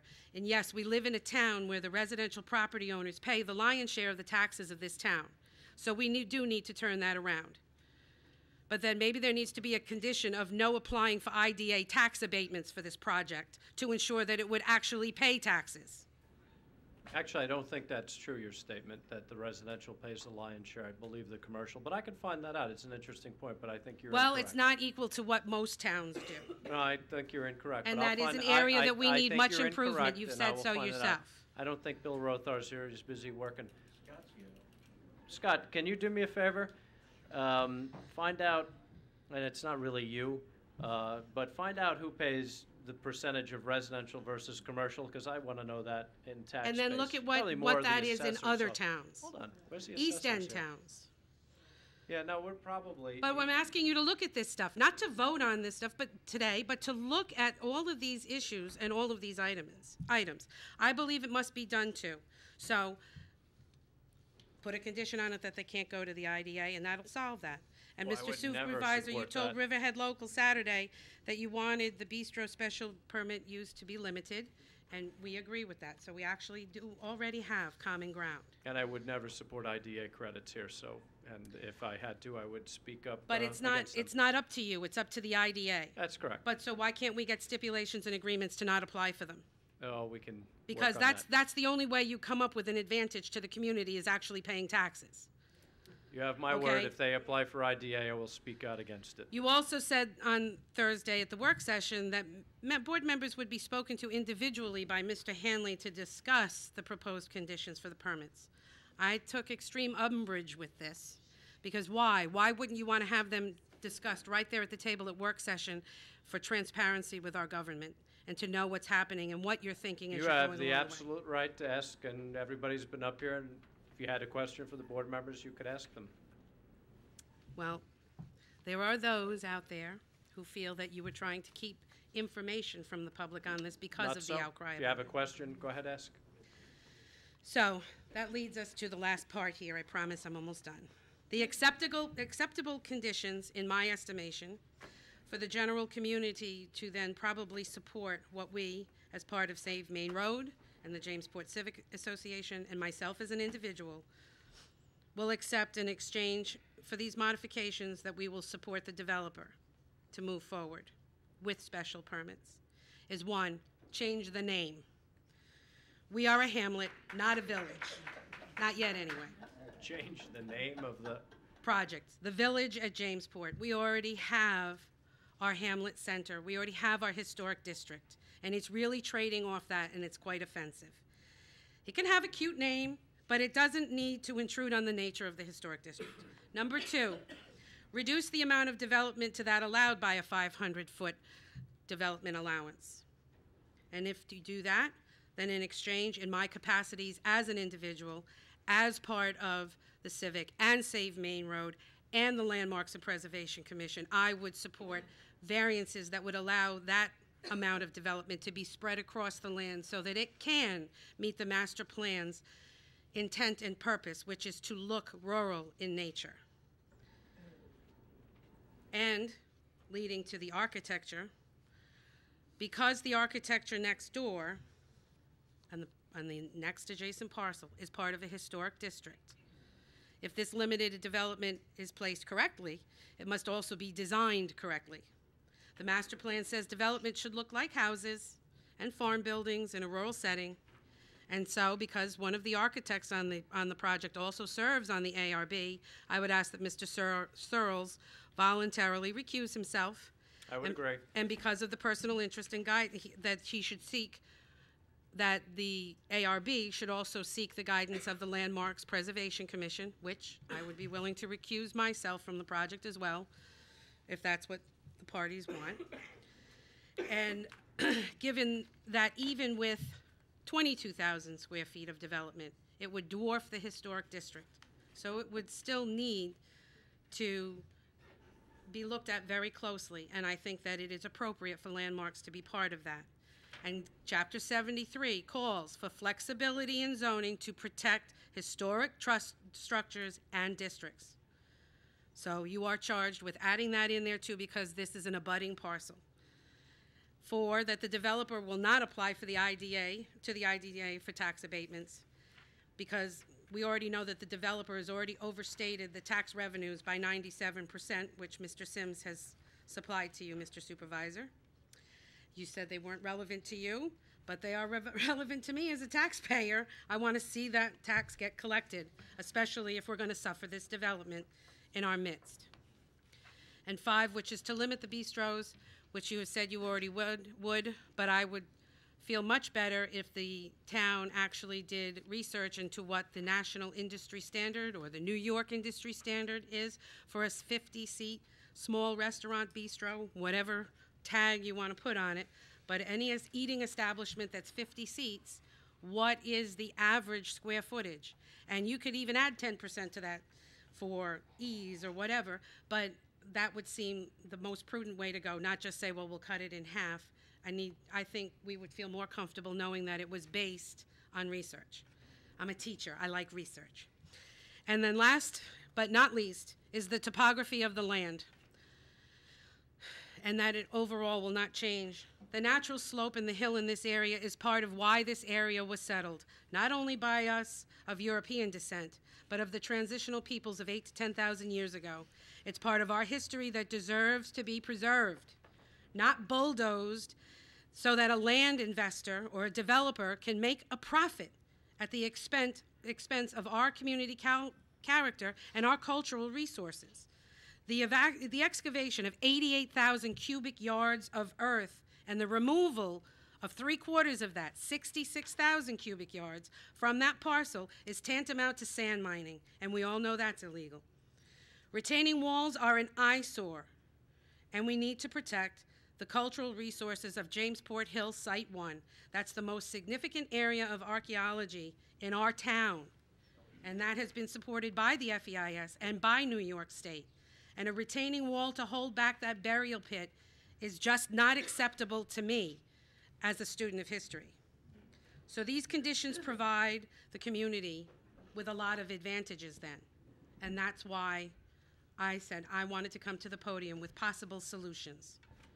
And that's why I asked you to not vote on this today, to make them the conditions that make development responsible.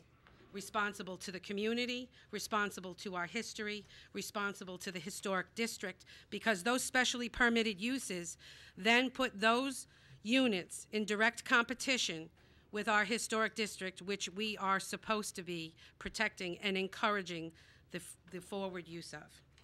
So that sums it up. As an individual, as president of the Jamesport Civic Association, as a founding member of Save Main Road, and as a member of your Landmarks and Preservation Commission, I serve on it willingly and faithfully, as always. That's Thank why you. we gave you 25 minutes, because you're on all those commissions. All right, next.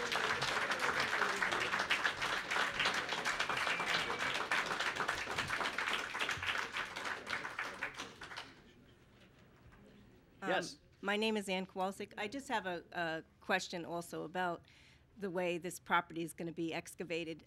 We are right next to this property, and we are up on the hill. Now, when it gets excavated, I mean, what's to say that our land isn't going to erode over time? I mean, how are they going to prepare for that? Is any of this being answered? I mean, they're just allowed to go in and take all the soil out. I mean, we're right next to it. Right. I mean, we're up on the hill. That's a completely different application. That's part of the site plan review, and you will be able to, the planning board, even though this probably is not going to be subject to a hearing because it predates our hearing statute, the planning board will let you speak on that, and they're not going to be able to dig this out and undermine your house. Whatever they do will have to be engineered so it works. It's not. Yeah, part how of are we this going to be review. notified? Because a lot of this goes on without us being notified The best about. way to do it, the planning board schedule is, the things that they discuss are usually published on our website. I would stay in contact with the civic organization because they're pretty intimately familiar. RNPC, good groups to that stay on top of this stuff. So that would be the way I would keep in touch. And your husband keeps whispering to you. Go ahead. What's the next one? Well, I mean, why are we not getting like a certified letter or something by the developer or his attorneys letting us know when? It's not required as part of this process. But it will not be difficult if you hook up with Georgette Keller or RNPC. It will not be difficult to get this information. They will keep you abreast of it, I'm sure. So do you know Georgette and do you know Dominique Mendez? Yeah, I know Georgette, yeah. Get on their mailing list and I'm sure they will keep you up to date. All right. And I also And the think, website as well. And we have a new website. And I also think you should not vote on this today. You should table it. This is just too much that should be looked into. And as far as saying that you should, multi-use would be better, I mean, if retail is what they have, but I mean, to just decide that for our community, multi-use would be better for us, I don't think that's right. All right, thank you. Next speaker. Mr. Sims, we're not doing seconds at the podium.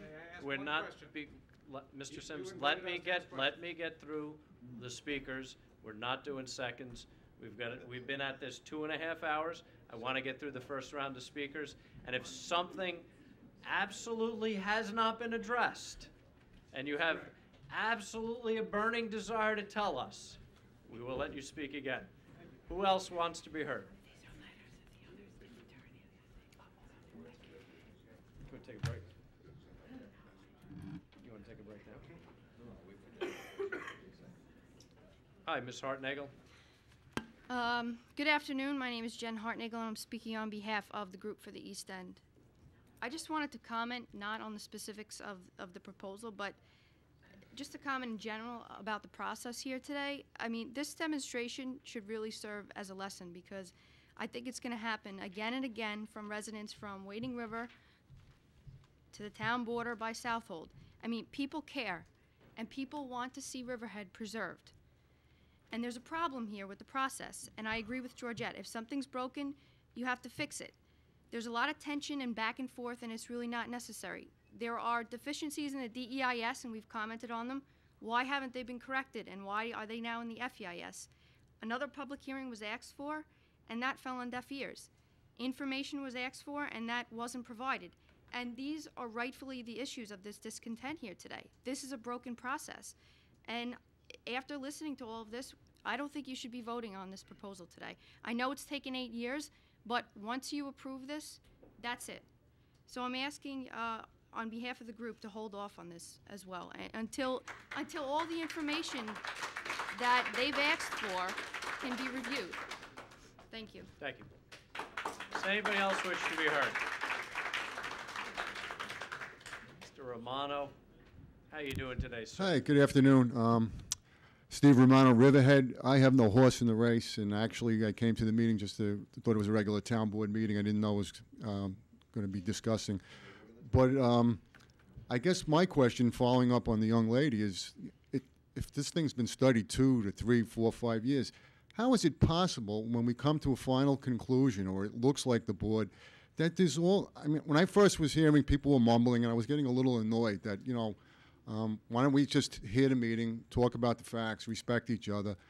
And when the supervisor said basically, and again, so I'm clear in my mind, The builder right now could build 24 retail units of 45,000 square feet based on everything that's transpired, correct? 42,000 square foot of retail. There are a couple other uses, but 42,000 square foot of retail. And he wouldn't have to do anything else, and there'd be no special permits. Correct. He'd have to go through site plan, and probably more than half of what has been discussed today are site plan issues.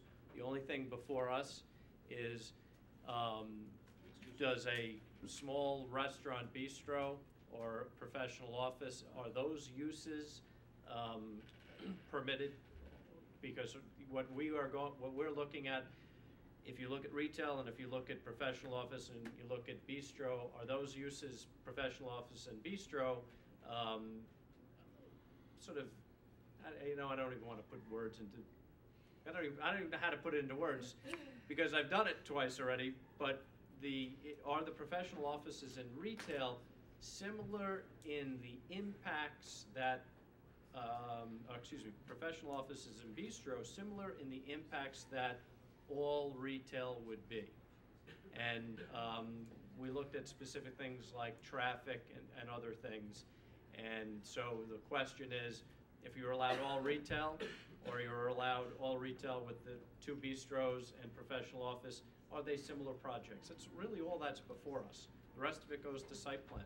Cutting, filling the hill, excavation, it's all site plan. So would I be correct in saying that it would seem the easiest way for the board, I mean, would just to have approved the 24 retail units? Because I'm reading in it that you're trying to do something for the community that's better, but they certainly don't see it that way. And I was kind of leaning towards what was said towards your view until all these other questions came up. And I've spoken about the Wading River thing, and it's very frustrating as a resident and a taxpayer to say, how is it possible that all this time has gone by and all these questions still are outstanding?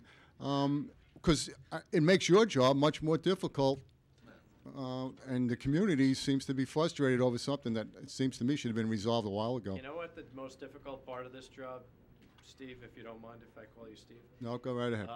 Is that a lot of times we have people come out from the hamlets, certain civics, certain special interests.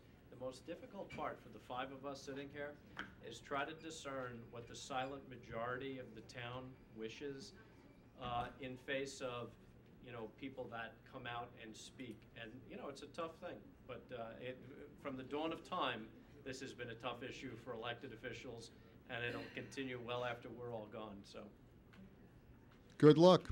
Thank you. All right, does anybody else wish to be heard? All right, we're going to let you two, and then we're going to cut it off and go to resolutions. Thank you. Thank you for the courtesy. I have a question. Mr. Hanley. Yes, Mr. Hanley's going to talk about traffic. Yes. My question is this.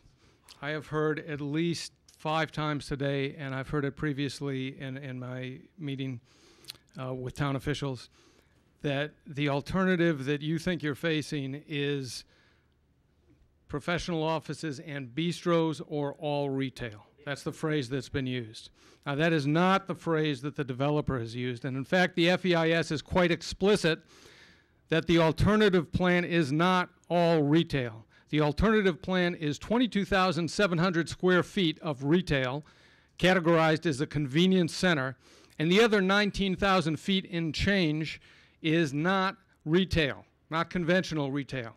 The FEIS says it is antique stores, craft stores, and I presume the kind that really sell crafts and not wine with some yarn on the side, and museums. So that is what you're supposed to be voting on. And that is why I and the 225 petition signers, and I think many people in this room, are saying that that would be more attractive to us, wholly apart from the question you must answer of whether or not there's an advantage. We like the idea of, if there's going to be 42,000 square feet, that nearly half of it will... Off the floor. So moved. Seconded. Moved and seconded. Vote as to taking them off the floor. Gabrielson. Yes. Wooten. Yes. Dunleavy. Yes. Walter. Yes. Resolutions 272 and 273 are taken off the floor. Okay. George. Okay, resolution 272 It's 202-B, final order authorizing increase and improvements to facilities of Riverhead Water District, proposed Route 105 transmission main. So moved. And seconded. Moved and seconded, vote please. Gabrielson? Yes.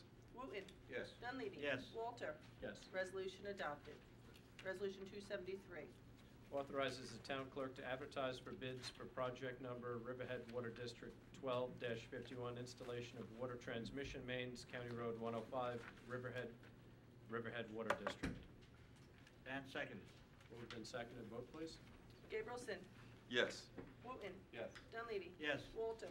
Yes. Resolution 273 is adopted. All right, Bob, do we have language for? Yeah, he's Rick. sitting right there. We just left. Where did Rick go? He's got the wording. Yeah, he's sitting right there. Rick, you out there?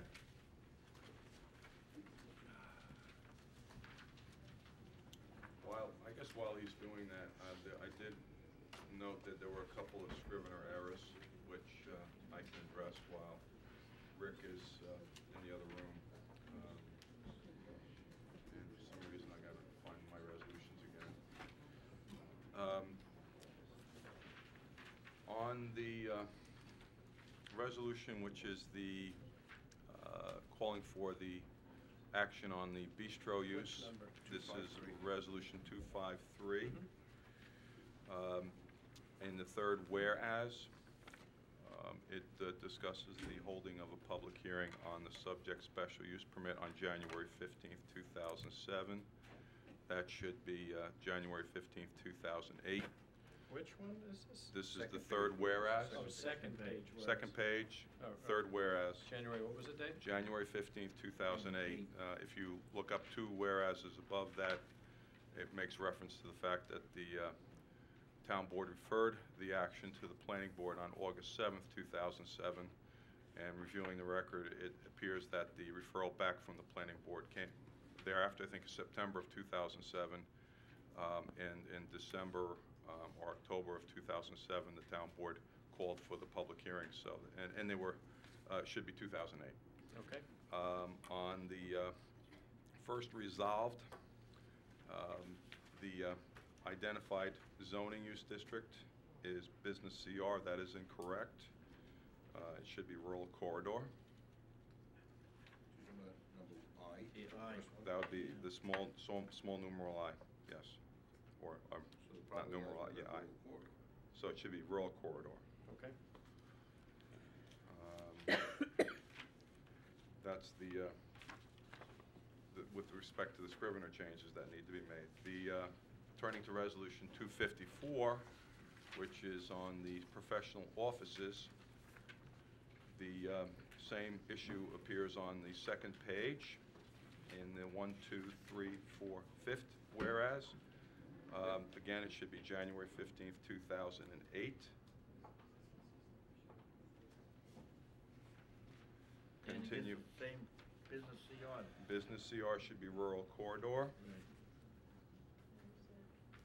That's in this, the small I again in the first, therefore be it resolved. Okay. In the second sentence of the therefore be resolved, it identifies it as 8,500 square feet. It should be 17,000. Again, second page. That's correct. It says 8,500. It should be 1,700. 1,700? I mean 17,000. I'm sorry. And that's it as far as Scrivener changes. Now I know Rick has some other Right. text change. I guess we'll start with bistro. You asked that we provide additional conditions. So the first condition, Romanet I stays, Romanet 1 stays the same. And we're suggesting that Romanet 2 would read that no site plan shall be approved prior to the offer of a cross-access easement to the properties to the east to the satisfaction of the town attorney. Okay. So that's condition number 2. You're looking at the last page. This is on page 4. Conditions. Okay, so what number are you putting that as? Romanet 2.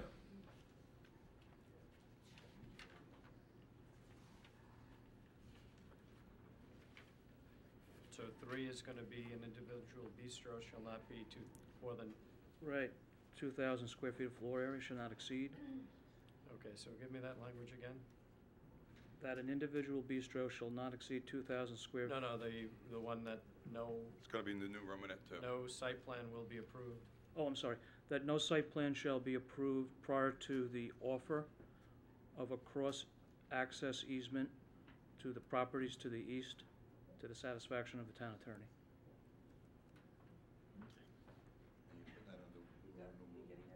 Yes. 3.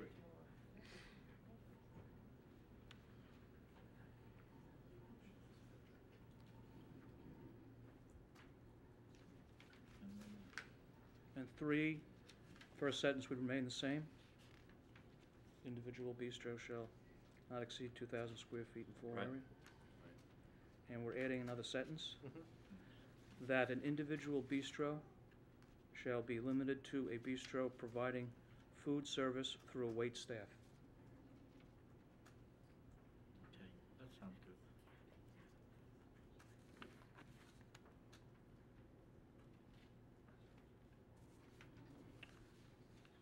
And that was what we proposed.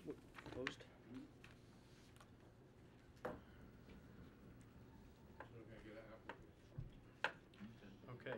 That's good. Bob, And- that was it? Or is there No, more? there's one more Okay. on the professional office resolution. Let me ask you a question about the professional office. How did we get from 8,500 to 17,000? On their site plan, they showed 8,500 square feet of medical office and 8,000 square feet of professional office. In my mind, they're both the same, so we just added the two together. So there was some confusion when we were typing this up. But there are 17,000 feet of professional office. 8,500 square feet of it is medical. Oh, it does say that it does say that. It's In the just- body, Right, yeah. yep, okay. All right, what was the other change?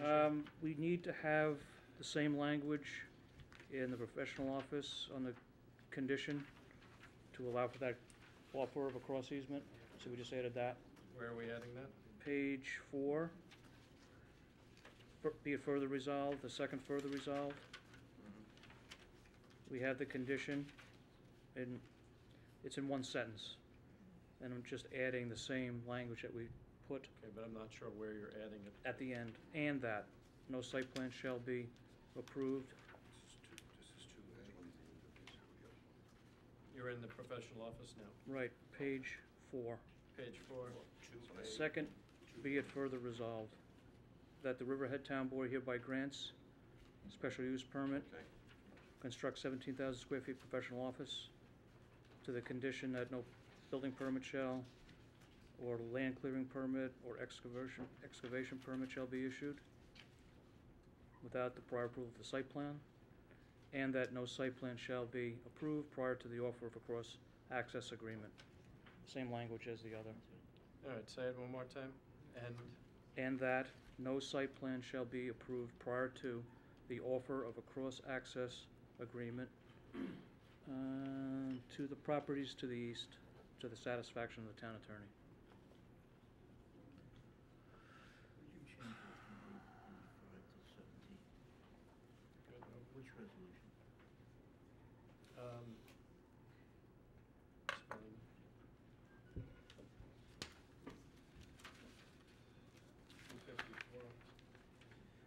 Was here. I don't like all this stuff. I don't like adding stuff. Okay, yes, that's right, you're right.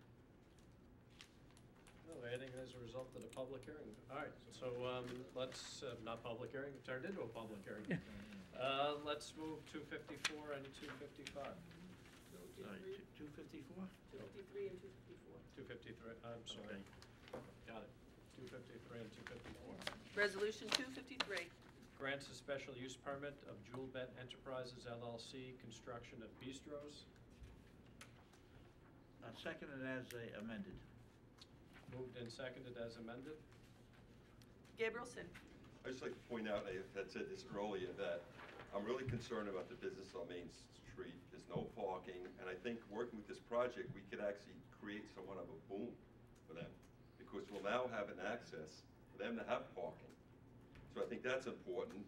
And I'm also very, that we're going to have 15 parking spots for municipal besides that. So the town will definitely gain Jamesport in parking and helping these businesses and helping with some of the parking. This also adds to the tax base, and it creates construction jobs and also creates permanent jobs there. And what's America about today? Increase your tax base and jobs. And it's at nobody's expense because this is done according to our town code. So I vote yes. Okay. Wooten. No, you may not. Ooh, in the middle vote cannot.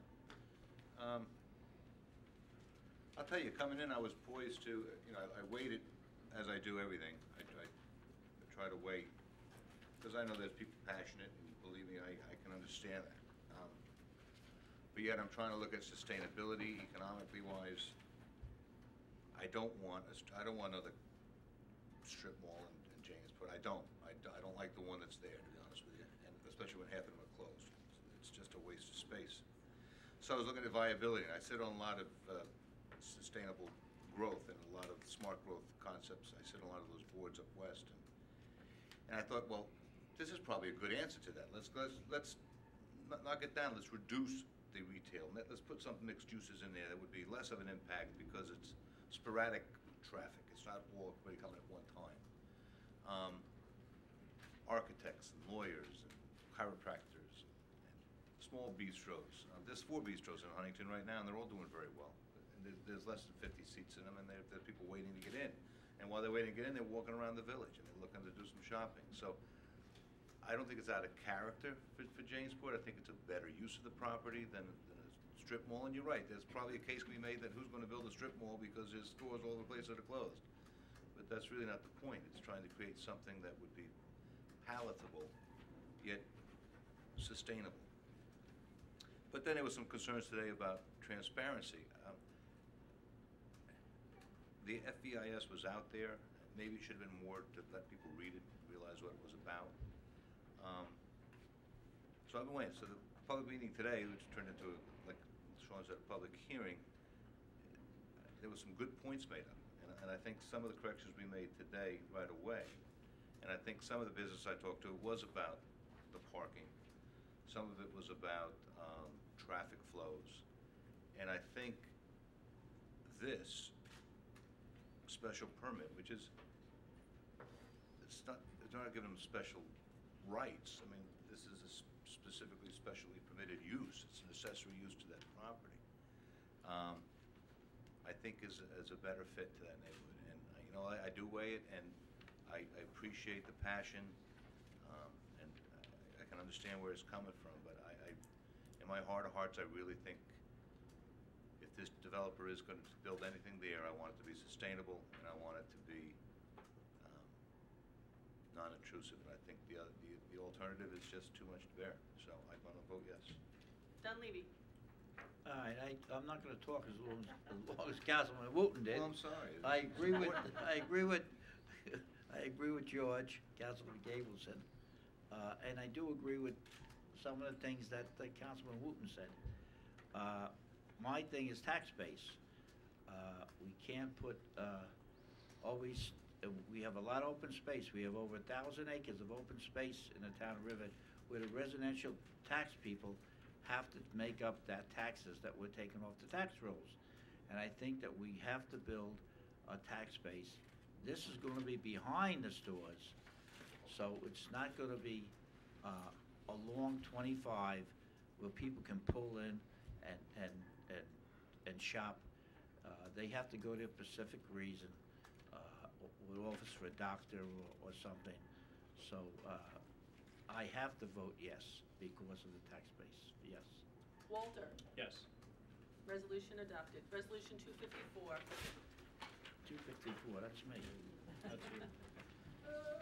Grant special use permit petition of Jubin Enterprises LLC, construction of professional offices. So moved. Second. Moved and seconded. Vote, please. Gabrielson. I just kind of want to make this open. As amended. As amended, sorry. As amended. Second as amended. Moved and seconded as amended. I just want to make a comment on something Councilman Dunleavy said about tax base, and it's really important. I know myself, my children, my grandchildren, we have to create some tax base in this town. We can't say no to everything, or else our kids will never be, it's hard for them to afford to live here now, and it's just gonna get, it's not getting better. So I think we have an obligation to look at that. All right, so I vote yes. Wooten.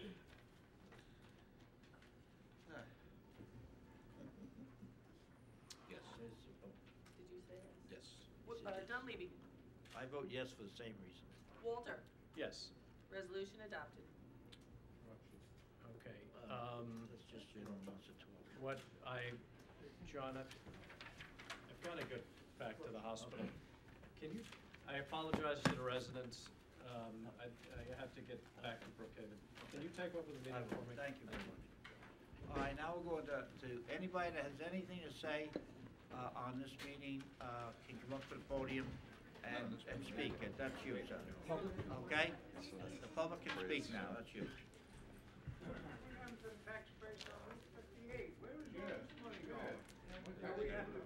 What? You have to go to the podium. Thank you, Mr. Dunleavy. My name is Ken Churchill. I'm a homelessness organizer. I have developed over time, I have developed an economic plan to help homeless families. At the same time, it's a plan at no cost to the state, at no cost to the taxpayer, most importantly, and at no cost to the downtown business merchant, and at no cost to the homeless group or population. By giving a small portion of land rights to homeless people, a land about the size of a soccer field that I would ask the town to apportion for homeless families, so that if they have lost their home to a bank, let's say, and they have no lawful place to be, and they would be otherwise known as trespassers, that an area or a portion of land about the size of a soccer field could be set aside for homeless families so that they may revolve onto a place they could call home.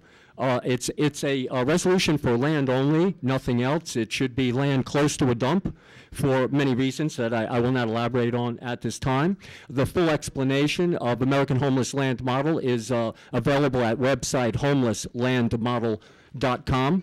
And I thank you for your time. I don't think it's a good moment to, ask a whole lot more of your time. I appreciate your hearing it. I guess the mic went out or whatever. But you had a rough day, and I thank you for your generosity allowing me to speak for people that are in serious trouble. So Thank you. thank you. Anybody else want to speak? Yes, guys, one more thing, because now I have nothing to lose. This is the facts of the case, okay? And I'm going to call a spade, and you can say what you want. I don't care. But I have to live with this the same way we all do. This development is being developed by a mob-connected developer. That's a fact, okay? And the fact that you would go with the mob-connected developer rather than the overwhelming disapproval of this town can only mean one thing, that you're either in his pocket or you're afraid of him. And I don't buy it. I don't like it. I don't think, I have no reason to think that he's mob connected. You want me to? What happened years ago, and I'm not saying anything. Well, I'm just saying, calling a spade a spade. I'm just looking at the construction. Unspoken. I like the book of Luke too. It's the unspoken thing here. So whatever, the fact that he was called public enemy number one, doesn't that count? He changed. Come on. You watch the movies. Just when I thought I was out, they put me back. Come on, guys. We're not stupid. So if there's a problem, I really feel like the public should be listened to instead of, corrupt buildings. I just want to comment on, you had made an accusation to the board members that we're scared. I repeat again, Councilman Gabrielson isn't scared of anybody except the Lord and my wife. Amen, and that's fine. I hope to believe Jim Wooten's not afraid of anybody except listen, his wife. I spent 20 years on the police department, not being scared of anybody, and I will never be scared of anybody. I will tell anybody how I feel and what I'm up to, and that's it. So I'm with you. And I don't think those accusations are warranted here, and I think you're out of order with those accusations. Well, it doesn't add up otherwise. Okay, well, accusations aside, get out of my way. This town board just squandered a golden egg opportunity to come up with every one of those conditions that I put in there, except save one possibly, and only chose to address some of them. And that's the shame in it. Because I know we have site plan to go through, and I'm hoping that they listen to the Landmarks Preservation Commission and the Architectural Review Board and change the architecture. Because what they have in that site plan now is a bunch of white elephants. Most of your concerns will be taken up at planning. That's where I it hope belongs. that the rest of them are addressed there, but there's no guarantees, are there? But before you voted on this, you had the right and the ability and the moral obligation to every single one of us to do that, because they want something special. So we have the right to ask for something special in return. I understand that, but once your concerns are at site plan, at the site plan stage, and they're gonna have to go to ARB and landmarks, all that's gotta be done. They don't have to go to They landmark. got a much. And you could have put a condition on it that they have to have public hearing at the site planning. They got a much bigger Under the hurdle than new this town law, board. which they don't have to do. But you could have made that a condition They have to go too. through site plan. We can't tell site plan how to operate. We can suggest and we can talk to individual members, but we can't tell them how to address something. No, but you can tell the developer, you want this special permit, then agree to a public hearing on your site plan and ask for it. All right, thank you. Thank you.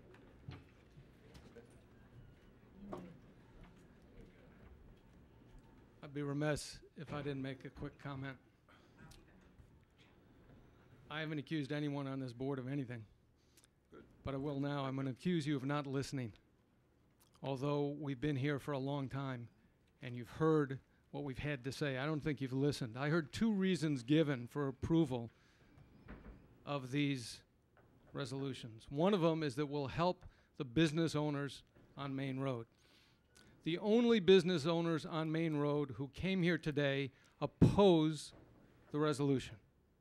There are lots of others that oppose the resolution that are scared and would not come here today because they can't afford to take sides and for certain other reasons. No business owners came here to say, yes, this will help me, whether it's parking, easements, anything else. You're absolutely wrong. I spoke with both of them, and they want to work it out to their advantage. And they said this could be a win-win if we get this parking thing. This So is don't not- say they weren't. I know these people. This is not what they said to me. Okay, well, I'm not here to debate it. We This- spun this thing. Now you're spinning other people's statements Excuse me, at you the podium. asked for I think comments. it's kind of. Oh, You yeah, asked for you comments, can have I'm your making 5 a minutes. comment. And you're making comments, but I think you just go The around. second reason I heard today was that it's good for the tax base. Two of you said it's good for the tax base. And it's beyond comprehension to me that after all we've discussed, you don't understand that the tax base is the same whether you award the special permits or not. The assessor has valued this property. 42,000 square feet is going to be built. She doesn't care what occupies those 42,000 square feet. So you are awarding the special permits for no gain. There is no change between the proposed plan and the alternate plan in terms of the tax base. Well, So I'm suggesting to you, I'm telling you that I believe your reasons are false. But you said No. before that if we left it the way it is, a retail store, they will never be built because they will not fill the retail stores up. So that means that the tax base would not be improved because the stores would not be built. I'm sorry, so now you're making a judgment as to whether the No, plan I is didn't. viable? One of the speakers said that. One of the speakers who got up here I said understand that, and I had that conversation with Jim and Jody 2 weeks ago. My And what I response- was told is that it's not your job to evaluate a developer's business plan, and I never said it is. And I don't think your crystal ball is any better than mine. What you're deciding on is the right to develop 42,000 square feet of space either way. No, I listened to the speakers here today. They're the ones who said that, not me. And to add to this, my response wasn't just to you. It was to all the people. I generalized to all of the tax because there's people here today spoke about cutting the project in half. Well, then it would be a difference. I didn't specifically say to you, I was addressing everybody.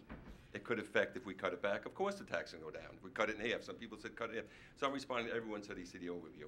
I understand. So I'm I am not commenting isolating you. only on the vote that took place today, which was not on a half-sized project. It was not on a reduced project in any way.